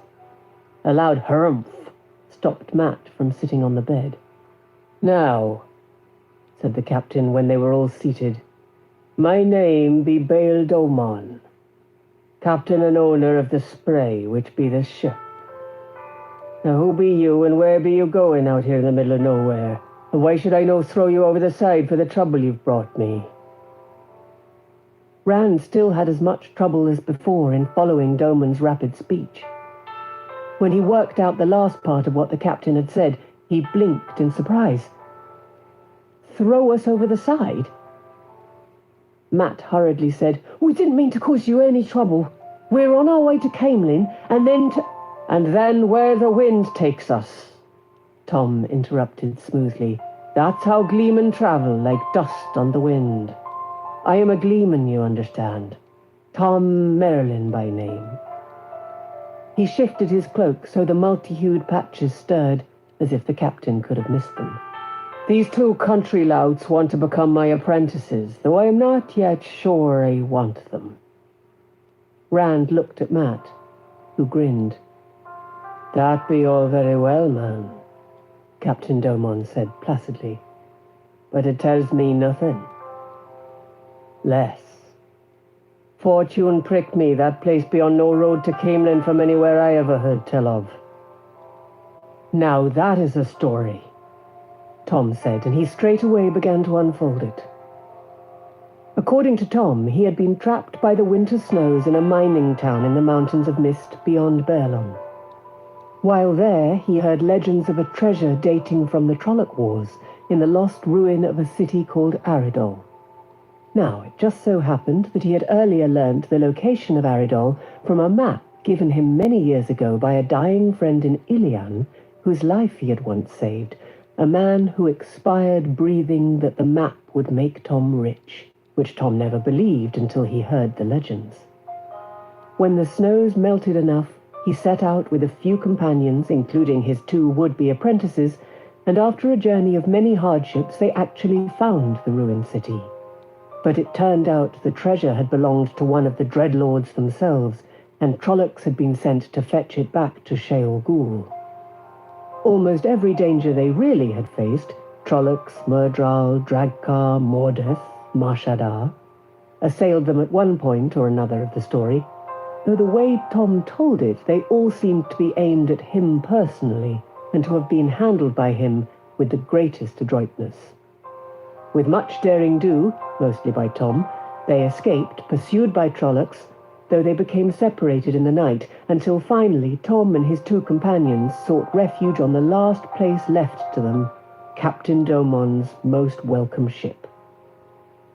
As the gleeman finished up, Rand realized his mouth had been hanging open for some time, and shut it with a click. When he looked at Matt, his friend was staring wide-eyed at the gleeman. Captain Domon drummed his fingers on the arm of his chair. "That be a tale many folk would no believe. Of course I did see the Trollocs, did I know?" "Every word true," Tom said blandly, "from one who lived it." "Happen you have some of this treasure with you?" Tom spread his hands regretfully. "Alas, what little we managed to carry away was with our horses, which bolted when those last Trollocs appeared. All I have left are my flute and my harp, a few coppers and the clothes on my back. But believe me, you want no part of that treasure. It has the taint of the Dark One. Best to leave it to the ruins and the Trollocs. You've no money to pay your passage. I'd no let my own brother sail with me if he could no pay his passage, especially if he brought Trollocs behind him to hack up my railings and cut up my rigging. Why should I no let you swim back where you came from and be rid of you?" "You wouldn't just put us ashore," Matt said, "not with the Trollocs there." "Who said anything about shore?" Domon replied dryly. He studied them a moment, then spread his hands flat on the table. "Bail Domon be a reasonable man. I'd no toss you over the side if there be a way out of it. Now I see one of your apprentices has a sword. I need a good sword, and fine fellow that I be, I'll let you have passage far as Whitebridge for it." Tom opened his mouth, and Rand spoke up quickly. "No!" Tam had not given it to him to trade away. He ran his hand down the hilt, feeling the bronze heron. As long as he had it, it was as if Tam were with him. Domon shook his head. "Well, if it be no, it be no. But Baal Domon no give free passage, not to his own mother." Reluctantly, Rand emptied his pocket. There was not much, a few coppers, and the silver coin Moiraine had given him. He held it out to the captain. After a second, Matt sighed and did the same. Tom glared. but a smile replaced it so quickly that Rand was not sure it had been there at all. Captain Domon deftly plucked the 2 fat silver coins out of the boy's hands and produced a small set of scales in a clinking bag from a brass-bound chest behind his chair. After careful weighing, he dropped the coins in the bag and returned them each some smaller silver and copper. Mostly copper. "As far as Whitebridge," he said, making a neat entry in a leather-bound ledger. "That's a dear passage just to Whitebridge," Tom grumbled. "Plus damages to my vessel," the captain answered placidly. He put the scales in the bag back in the chest and closed it in a satisfied way. "Plus a bit for bringing Trollocs down on me, so I must run down river in the night when there be shallows aplenty to pile me up." "What about the others?" Rand asked. "Will you take them too? They should have reached the river by now, or they soon will, and they'll see that lantern on your mast." Captain Domon's eyebrows rose in surprise. "Happen you think we'd be standing still, man? Fortune prick me, we be 3-4 miles down river from where you came aboard. Trollocs make those fellows put their backs into the oars. They know Trollocs better than they like, and the current helps too. But it makes no never mind. I'd no put in again tonight if my old grandmother was on the riverbank. I may no put in again at all until I reach Whitebridge. I've had my fill of Trollocs dogging my heels long before tonight, and I'll have no more, can I help it?"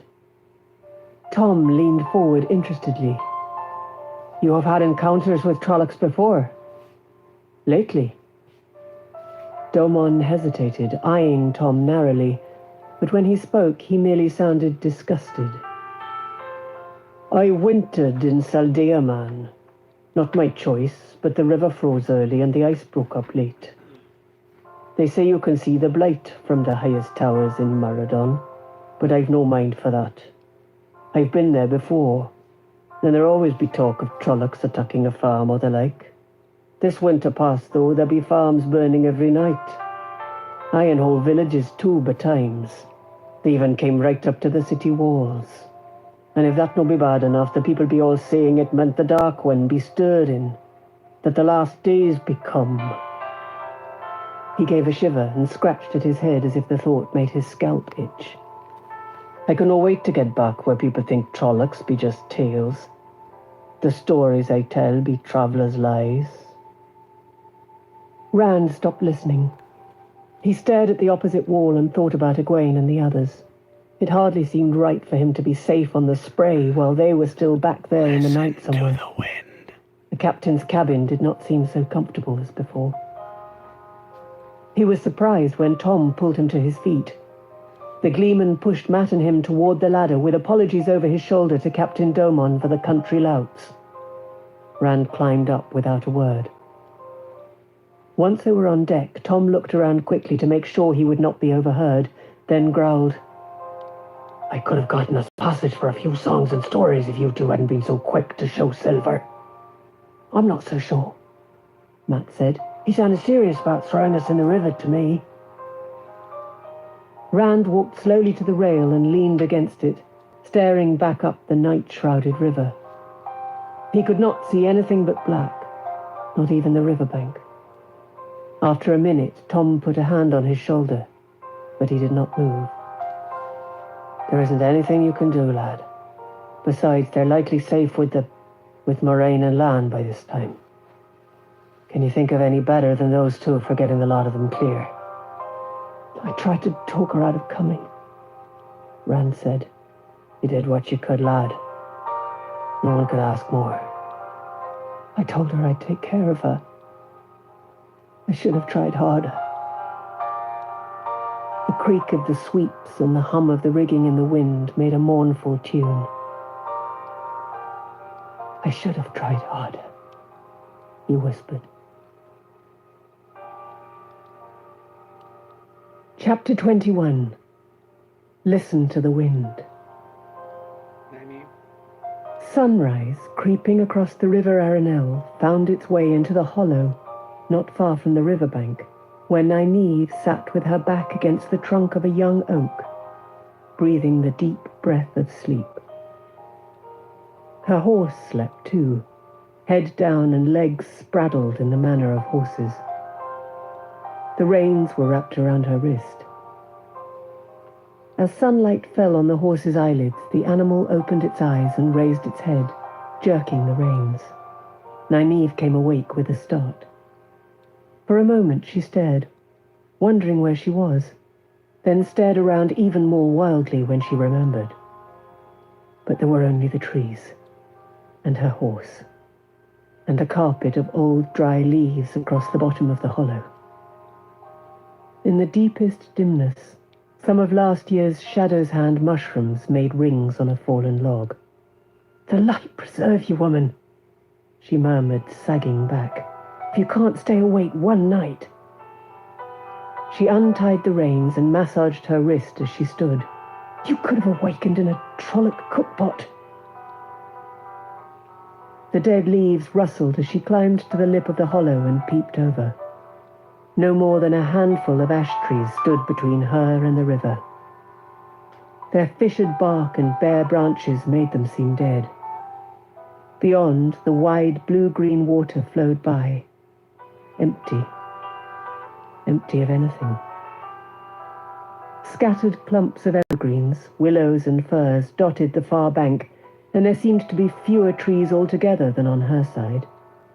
If Moiraine or any of the younglings were over there, they were well hidden. Of course, there was no reason they had to have crossed, or tried to cross, in sight of where she was. They could be anywhere 10 miles upriver or down, if they're alive at all after last night. Angry with herself for thinking of the possibility, she slid back down into the hollow. Not even Winter Night or the battle before Shadar Logoth had prepared her for last night. For that thing, Shadar. All that frantic galloping, wondering if anyone else was still alive, wondering when she was going to come face to face with a Fade, or Trollocs. She had heard Trollocs growling and shouting in the distance, and the quivering shrieks of Trolloc horns had chilled her deeper than the wind ever could. But aside from that first encounter in the ruins, she saw Trollocs only once. And that once she was outside. 10 or so of them seemed to spring out of the ground not 30 spans in front of her, bounding toward her on the instant, howling and shouting, brandishing hooked catchpoles. Yet, as she pulled her horse around, they fell silent, lifting muzzles to sniff at the air. She watched, too astonished to run, as they turned their backs and vanished into the night. And that had been the most frightening of all. "They know the smell of who they want," she told her horse, standing in the hollow. "And it is not me. The Aes Sedai is right, it seems. The shepherd of the night swallow her up." Reaching a decision, she set out downriver, leading her horse. She moved slowly, keeping a wary watch on the forest around her. Just because the Trollocs had not wanted her last night did not mean they would let her go if she stumbled on them again. As much attention as she gave the woods, she gave even more to the ground in front of her. If the others had crossed below her during the night, she should see some signs of them, signs she might miss from horseback. She might even come on them all, still on this side. If she found neither, the river would take her to Whitebridge eventually, and there was a road from Whitebridge to Camelin, and all the way to Tar Valon if need be. The prospect was almost enough to daunt her.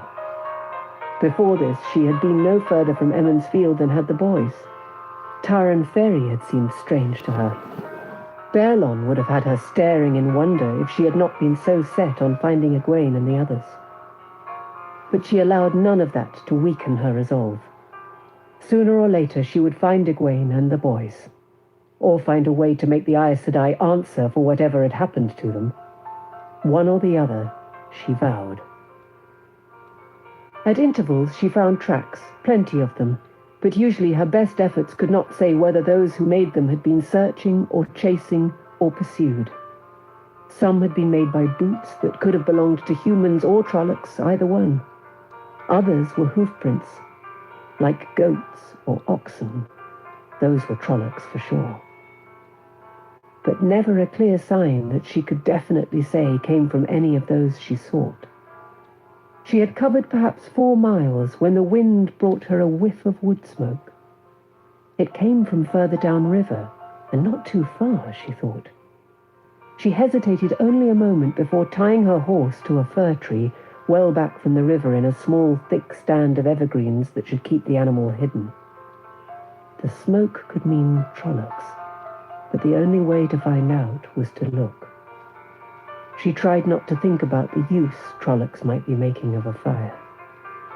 Crouching, she slipped from tree to tree, mentally cursing the skirts she had to hold up out of the way.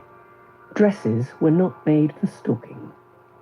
The sound of a horse slowed her, and when she finally peered cautiously around the trunk of an ash, the warder was dismounting from his black warhorse in a small clearing on the bank. The Aes Sedai sat on a log beside a small fire where a kettle of water was just coming to a boil. Her white mare browsed behind her among sparse weeds. Nynaeve remained where she was. "They're all gone," Lan announced grimly.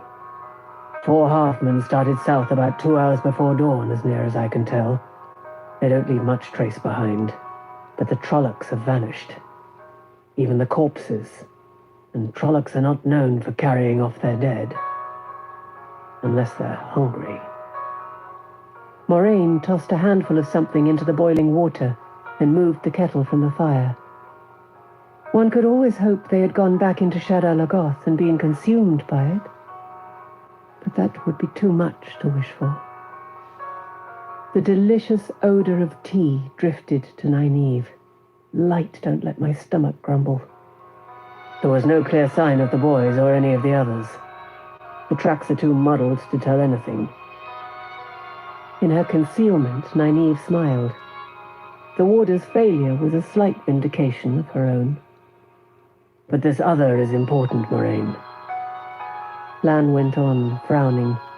He waved away the Aes Sedai's offer of tea and began marching up and down in front of the fire, one hand on his sword hilt and his cloak changing colors as he turned. I could accept Trollocs in the 2 rivers, even 100 Trollocs. But this? There must have been almost 1,000 in the house for us yesterday. We were very lucky that not all stayed to search Shadar Logoth. The Mordeth must have doubted we would hide there, but they also feared to return to Shaol Ghul, leaving even the slightest chance uncovered. The Dark One was never a lenient master. Don't try to evade it. You know what I'm saying. If those 1,000 were sent here to be sent into the 2 rivers, why were they not? There is only one answer. They were sent only after we crossed the Tarn, when it was known that 1 Murdral and 100 Trollocs were no longer enough. How? How were they sent? If 1,000 Trollocs can be brought so far south from the Blight so quickly, unseen, not to mention being taken off the same way, can 10,000 be sent into the heart of Chaldea, or Arafel, or Shinar? The borderlands could be overrun in a year. The whole world will be overrun in 5 if we do not find those boys, Moiraine said simply. The question worries me also, but I have no answers. The ways are closed, and there has not been an Aes Sedai powerful enough to travel since the time of madness. Unless one of the Forsaken is loose, the light send it is not so, yet or ever. There is still no one who can. In any case, I do not think all the Forsaken together could move 1,000 Trollocs. Let us deal with the problems that face us here and now. Everything else must wait. The boys. It was not a question. I have not been idle while you were away. One is across the river and alive. As for the others, there was a faint trace downriver, but it faded away as I found it. The bond had been broken for hours before I began my search. Crouched behind her tree, Nynaeve frowned in puzzlement. Lan stopped his pacing. You think the halfmen heading south have them? Perhaps. Moiraine poured herself a cup of tea before going on. but I will not admit the possibility of them being dead. I cannot. I dare not. You know how much is at stake. I must have those young men. That Sheol ghoul will hunt them, I expect. Opposition from within the White Tower, even from the Amelin seat, I accept. There are always Aes Sedai who will accept only one solution. But suddenly she put her cup down and sat up straight, grimacing. If you watch the wolf too hard, she muttered, a mouse will bite you on the ankle. And she looked right at the tree behind which Nynaeve was hiding. Mistress Almira, you may come out now, if you wish. Nynaeve scrambled to her feet, hastily dusting dead leaves from her dress. Lan had spun to face the tree as soon as Moraine's eyes moved. His sword was in his hand before she finished speaking Nynaeve's name. Now he sheathed it again with more force than was strictly necessary. His face was almost as expressionless as ever, but Nynaeve thought there was a touch of chagrin about the set of his mouth. She felt a stab of satisfaction. The warder had not known she was there, at least. Satisfaction lasted only a moment, though. She fastened her eyes on Moiraine and walked towards her purposefully. She wanted to remain cold and calm, but her voice quivered with anger. What have you meshed Egwene and the boys in? What filthy Aes Sedai plots are you planning to use them in? The Aes Sedai picked up her cup and calmly sipped her tea. When Nynaeve was close, though, Lan put out an arm to bar her way. She tried to brush the obstruction aside and was surprised when the warder's arm moved no more than an oak branch would have. She was not frail, but his muscles were like iron. Tea? Moiraine offered. No, I don't want any tea. I would not drink your tea if I was dying of thirst. You won't use any Emond's Field folk in your dirty Aes Sedai schemes. You have very little room to talk, Wisdom. Moiraine showed more interest in her hot tea than in anything she was saying. You can wield the one power yourself, after a fashion. Nynaeve pushed at Lan's arm again. It still did not move, and she decided to ignore it. Why don't you try claiming I am a Trolloc? Moraine's smile was so knowing that Nynaeve wanted to hit her. Do you think I can stand face to face with a woman who can touch the true source and channel the one power, even if only now and then, without knowing what she is? Just as you sensed the potential in Egwene. How do you think I knew you were behind that tree? If I had not been distracted, I would have known the moment you came close. You certainly are not a Trolloc, for me to feel the evil of the Dark One. So what did I sense?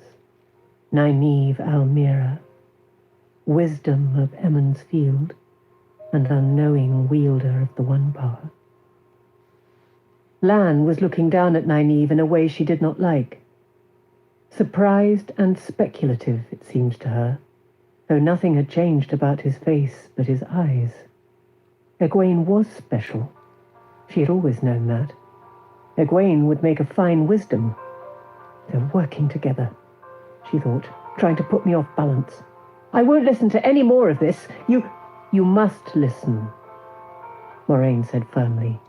I had my suspicions in Emond's Field even before I met you. People told me how upset the wisdom was that she had not predicted the hard winter and the lateness of spring. They told me how good she was at foretelling weather, at telling the crops. They told me how wonderful her cures were, how she sometimes healed injuries that should have been crippling. So well there was barely a scar and not a limp or a twinge. The only ill word I heard about you was from a few who thought you too young for the responsibility. And that only strengthened my suspicions. So much skill, so young. Mistress Barron taught me well. She tried looking at Lan, but his eyes still made her uncomfortable, so she settled for staring over the Aes Sedai's head at the river. How dare the village gossip in front of an outlander? Who said I was too young? She demanded. Moiraine smiled, refusing to be diverted. Unlike most women who claim to listen to the wind, you actually can, sometimes. Oh, it has nothing to do with the wind, of course. It is of air and water. It is not something you needed to be taught. It was born into you, just as it was born into Egwene. But you have learnt to handle it, which she still has to learn. 2 minutes after I came face to face with you, I knew. Do you remember how I suddenly asked you if you were the wisdom? Why, do you think? There was nothing to distinguish you from any other pretty young woman getting ready for festival. Even looking for a young wisdom, I expected someone half again your age. Nynaeve remembered that meeting all too well. This woman, more self-possessed than anyone in the women's circle, in a dress more beautiful than any she had ever seen, addressing her as a child. Then Moiraine had suddenly blinked as if surprised, and out of a clear sky asked. She licked lips gone abruptly dry. They were both looking at her, the warder's face as unreadable as a stone, the Aes Sedai's sympathetic yet intent. Nynaeve shook her head. No, it's impossible. I would know. You are just trying to trick me, and it will not work. Of course you do not know, Moiraine said soothingly. Why should you even suspect? All of your life you have heard about listening to the wind. In any case, you would as soon announce to all of Emond's Field that you were a dark friend as to admit to yourself, even in the deepest recesses of your mind, that you have anything to do with the One Power, or the dreaded Aes Sedai. Amusement flitted across Moraine's face. But I can tell you how it began.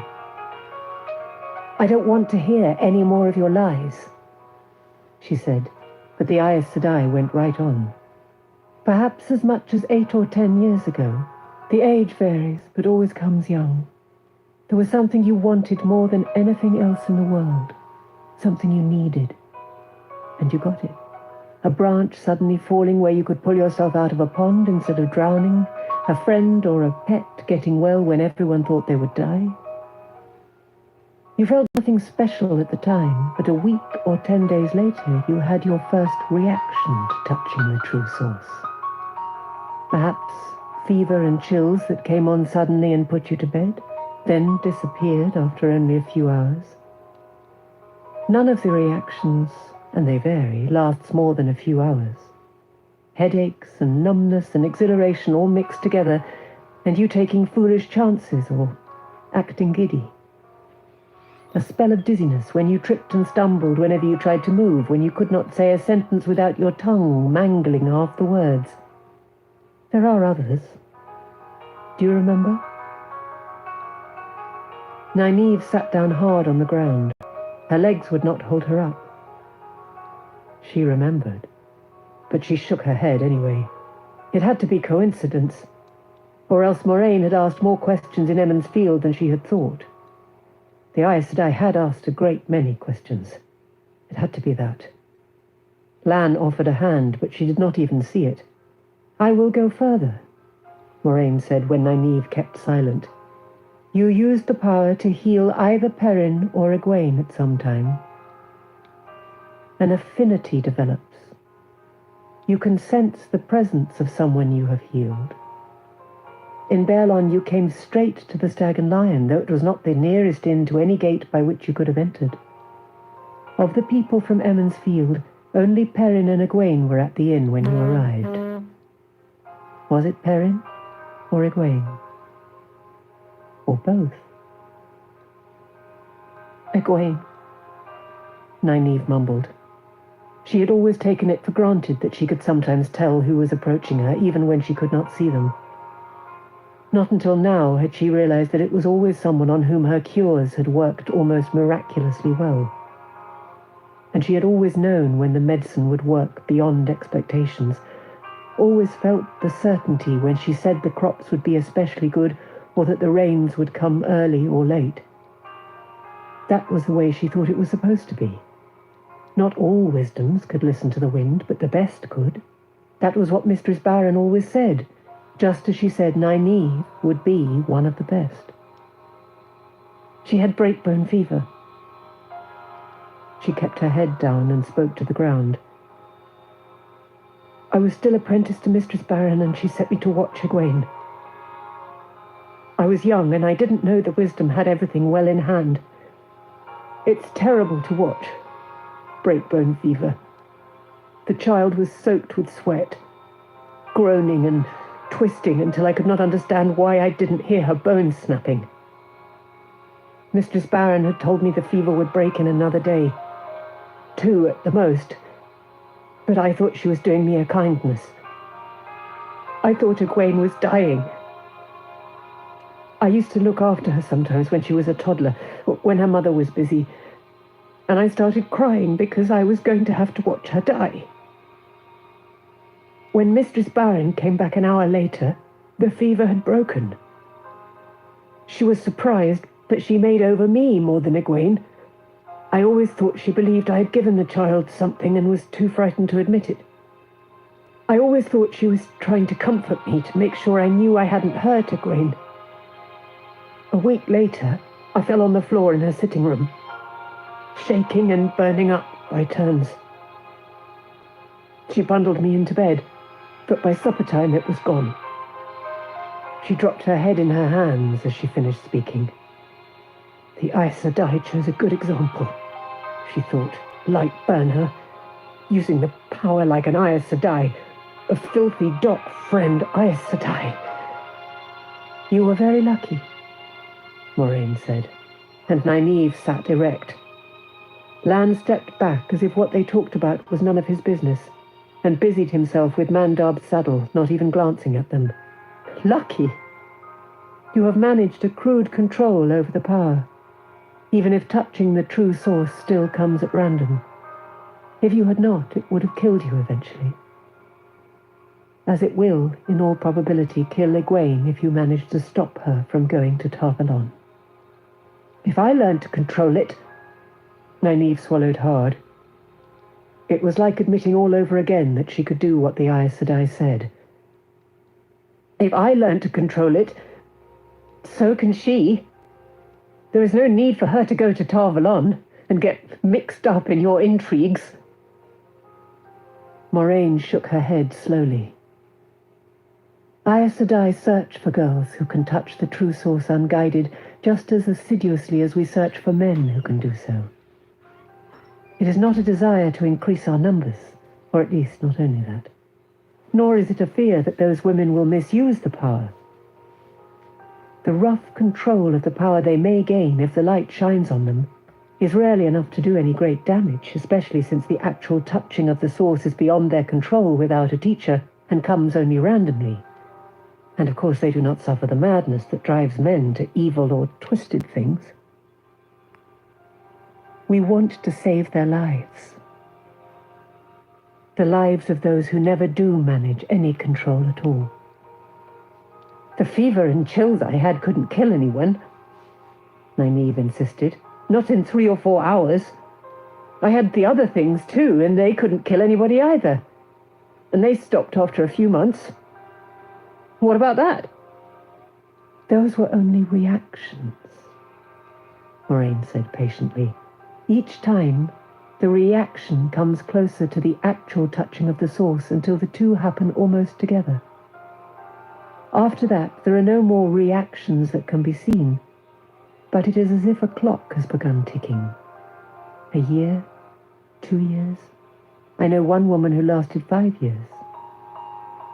Of 4 who have the inborn ability that you and Egwene have, 3 die if we do not find them and train them. It is not as horrible a death as the men die, but neither is it pretty, if any death can be called so. Convulsions, screaming. It takes days, and once it begins, there is nothing that can be done to stop it, not by all the Aes Sedai and Tar Valon together. You're lying. All those questions you asked in Emond's Field, you found out about Egwene's fever breaking, about my fever and chills, all of it. You made all of this up. You know I did not, Moiraine said gently. Reluctantly, more reluctantly than she had ever done anything in her life, Nynaeve nodded. It had been a last stubborn effort to deny what was plain, and there was never any good in that, however unpleasant it might be.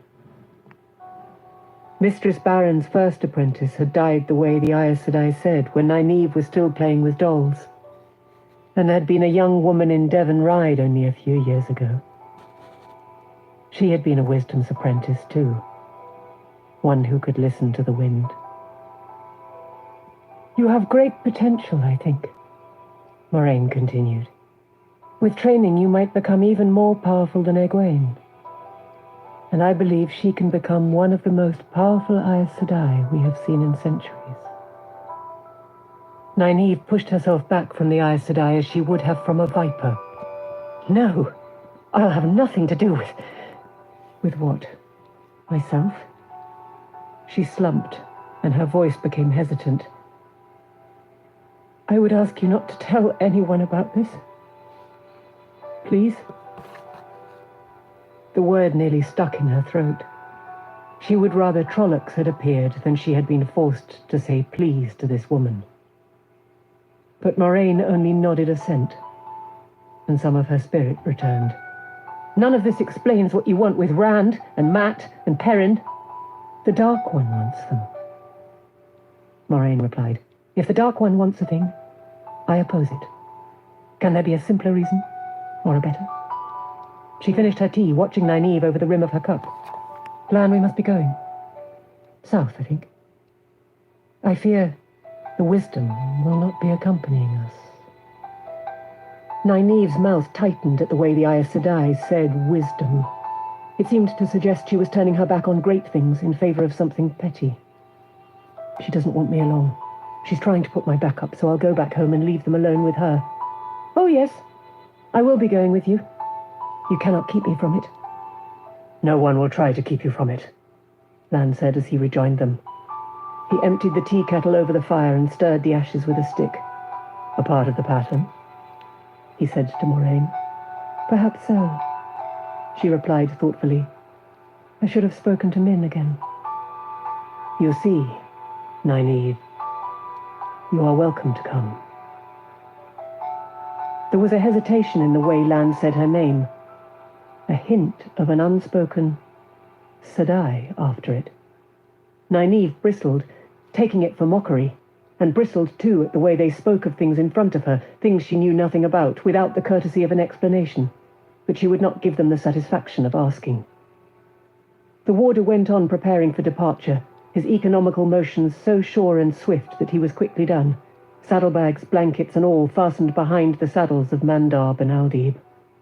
I will fetch your horse, he told Nynaeve as he finished with the last saddle tie. He started up the riverbank, and she allowed herself a small smile. After the way she had watched him undiscovered, he was going to try to find her horse unaided.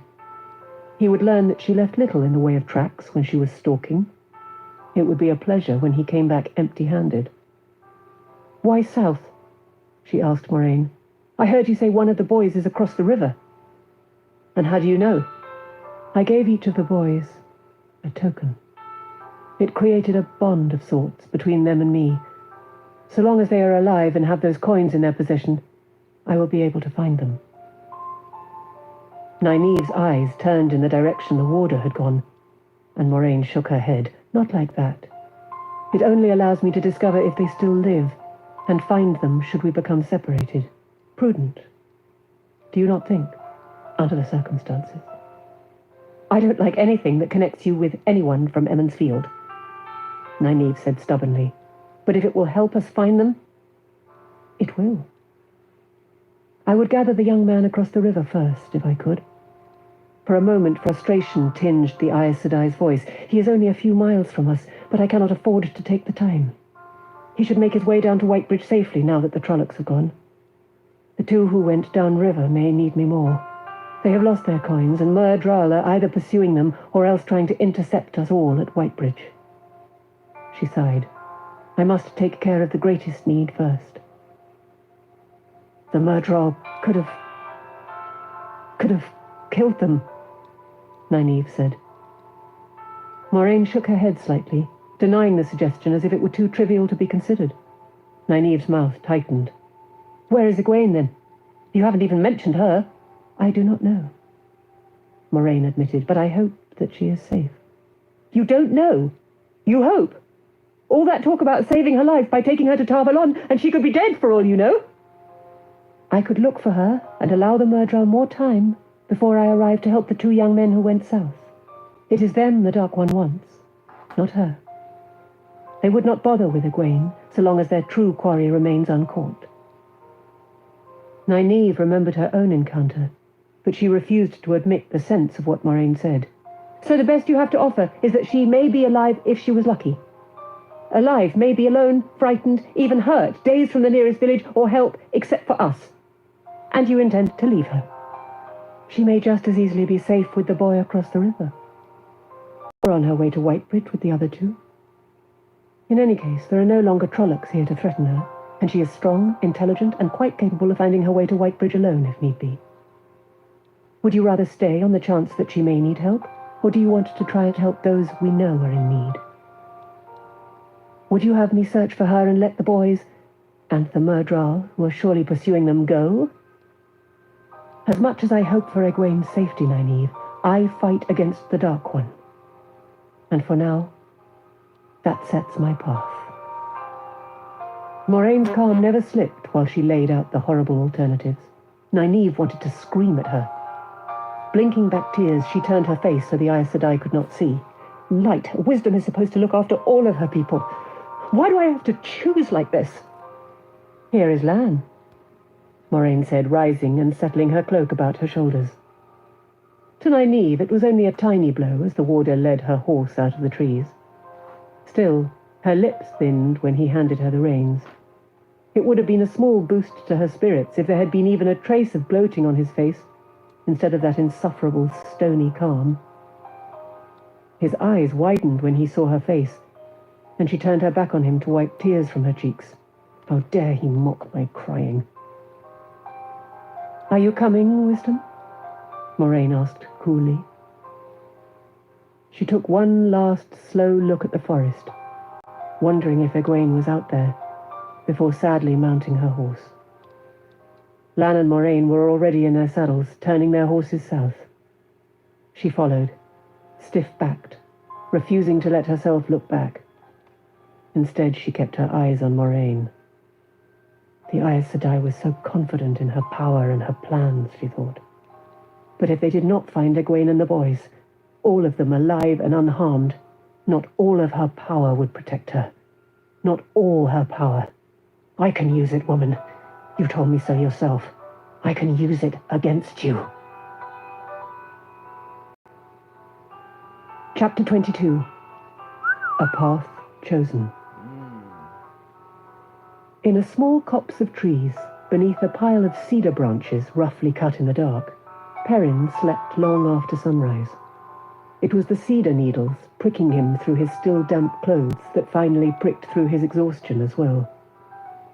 Deep in a dream of Emond's Field, of working at Master Luhan's forge, he opened his eyes and stared uncomprehending at the sweet-smelling branches interwoven over his face, sunlight trickling through.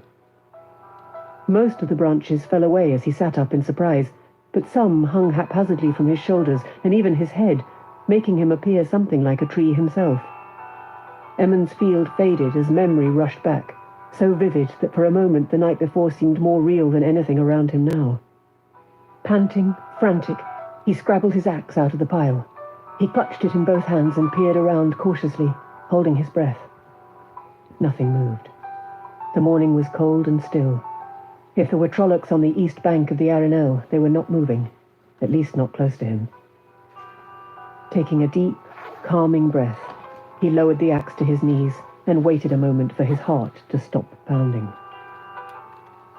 The small stand of evergreens surrounding him was the first shelter he had found last night. It was sparse enough to give little protection against watching eyes if he stood up. Plucking branches from his head and shoulders, he pushed aside the rest of his prickly blanket, then crawled on hands and knees to the edge of the copse.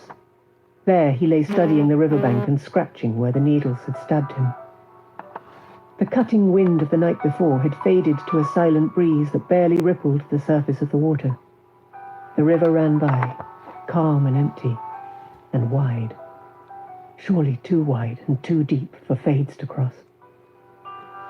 The far bank appeared a solid mass of trees as far as he could see upriver and down. Certainly nothing moved in his view over there. He was not sure how he felt about that. Fades and Trollocs he could do without quite easily, even on the other side of the river, but a whole list of worries would have vanished with the appearance of the Aes Sedai, or the Warder, or even better, any of his friends. If wishes were wings, sheep would fly. That was what Mistress Luhan always said. He had not seen a sign of his horse since riding over the bluff. He hoped it had swum out of the river safely. But he was more used to walking than riding anyway, and his boots were stout and well-soled. He had nothing to eat, but his sling was still wrapped around his waist, and that, or the snare lines in his pocket, ought to yield a rabbit in a little time. Everything for making a fire was gone with his saddlebags, but the cedar trees would yield tinder and a fire bow with a bit of work. He shivered as the breeze gusted into his hiding place. His cloak was somewhere in the river, and his coat and everything else he wore was still clammy cold from the soaking in the river. He had been too tired for the cold and damp to bother him last night, but now he was wide awake to every chill. Just the same, he decided against hanging his clothes on the branches to dry. If the day was not precisely cold, it was not even close to warm. Time was the problem, he thought with a sigh. Dry clothes with a little time. A rabbit to roast and a fire to roast it over with a little time. His stomach rumbled, and he tried to forget about eating altogether. There were more important uses for that time. One thing at a time, and the most important first. That was his way. His eyes followed the strong flow of the Aridhol downriver. He was a stronger swimmer than Egwene. If she had made it across... No. Not if. The place where she had made it across would be downriver. He drummed on the ground with his fingers, weighing, considering. His decision made, he wasted no time in picking up his axe and setting off down the river. This side of the Aridhol lacked the thick forest of the west bank. Clumps of trees spotted across what would be grassland if spring ever came. Some were big enough to be called thickets, with swathes of evergreens among the barren ash and alder and hardgum. Down by the river, the stands were smaller and not so tight. They gave poor cover, but they were all the cover there was. He dashed from growth to growth in a crouch, throwing himself down when he was among the trees to study the riverbanks, the far side as well as his. The warder said the river would be a barrier to Fades and Trollocs, but would it? Seeing him might be enough to overcome their reluctance to cross deep water. So he watched carefully from behind the trees and ran from one hiding place to the next, fast and low. He covered several miles that way, in spurts, until suddenly, halfway to the beckoning shelter of a growth of willows, he grunted and stopped dead, staring at the ground. Patches of bare earth spotted the matted brown of last year's grass, and in the middle of one of those patches, right under his nose, was a clear hoofprint. A slow smile spread across his face. Some Trollocs had hooves, but he doubted if any wore horseshoes, especially horseshoes with the double crossbar Master Luhan added for strength. Forgetting possible eyes on the other side of the river, he cast about for more tracks. The plaited carpet of dead grass did not take impressions well, but his sharp eyes found them anyway. The scanty trail led him straight away from the river to a dense stand of trees, thick with leather leaf and cedar that made a wall against wind or prying eyes. The spreading branches of a lone hemlock towered in the middle of it all. Still grinning, he pushed his way through the interwoven branches, not caring how much noise he made. Abruptly, he stepped into a little clearing under the hemlock and stopped. Behind a small fire, Egwene crouched, her face grim, with a thick branch held like a club and her back against Bella's flank. "I guess I should have called out," he said with an abashed shrug. Tossing her club down, she ran to throw her arms around him. "I thought you had drowned. Oh, you're still wet.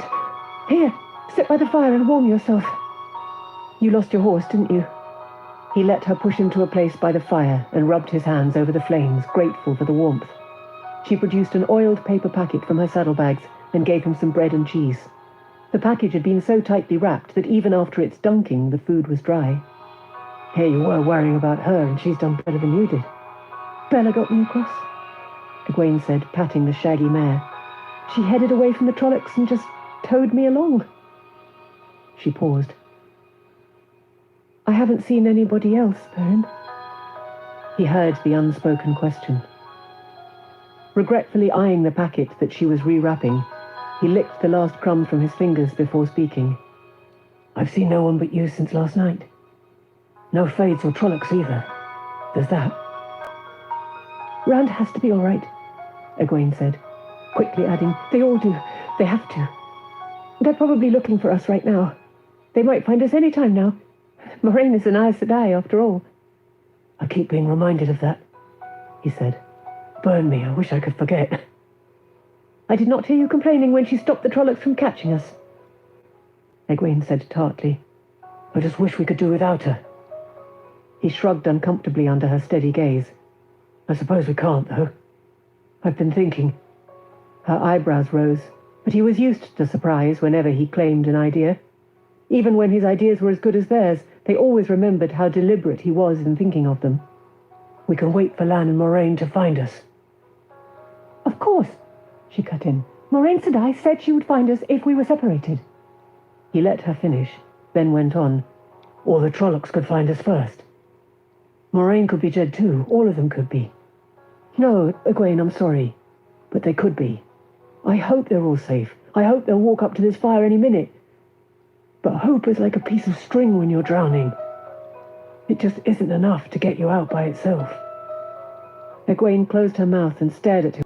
Finally, she said, You want to go downriver to Whitebridge? If Moiraine Sedai doesn't find us here, that's where she will look next. I suppose, he said slowly, that Whitebridge is where we should go, but the Fades probably know that too. That's where they'll be looking, and this time we don't have an Aes Sedai or a warder to protect us. I suppose you're going to suggest running off somewhere the way Matt wanted to, hiding somewhere the Fades and Trollocs won't find us, or Moiraine Sedai either. Don't think I haven't considered it, he said quietly. But every time we think we are free, Fades and Trollocs find us again. I don't know if there is any place we could hide from them. I don't like it much. But we need Moiraine. I don't understand then, Perrin. Where do we go? He blinked in surprise. She was waiting for his answer.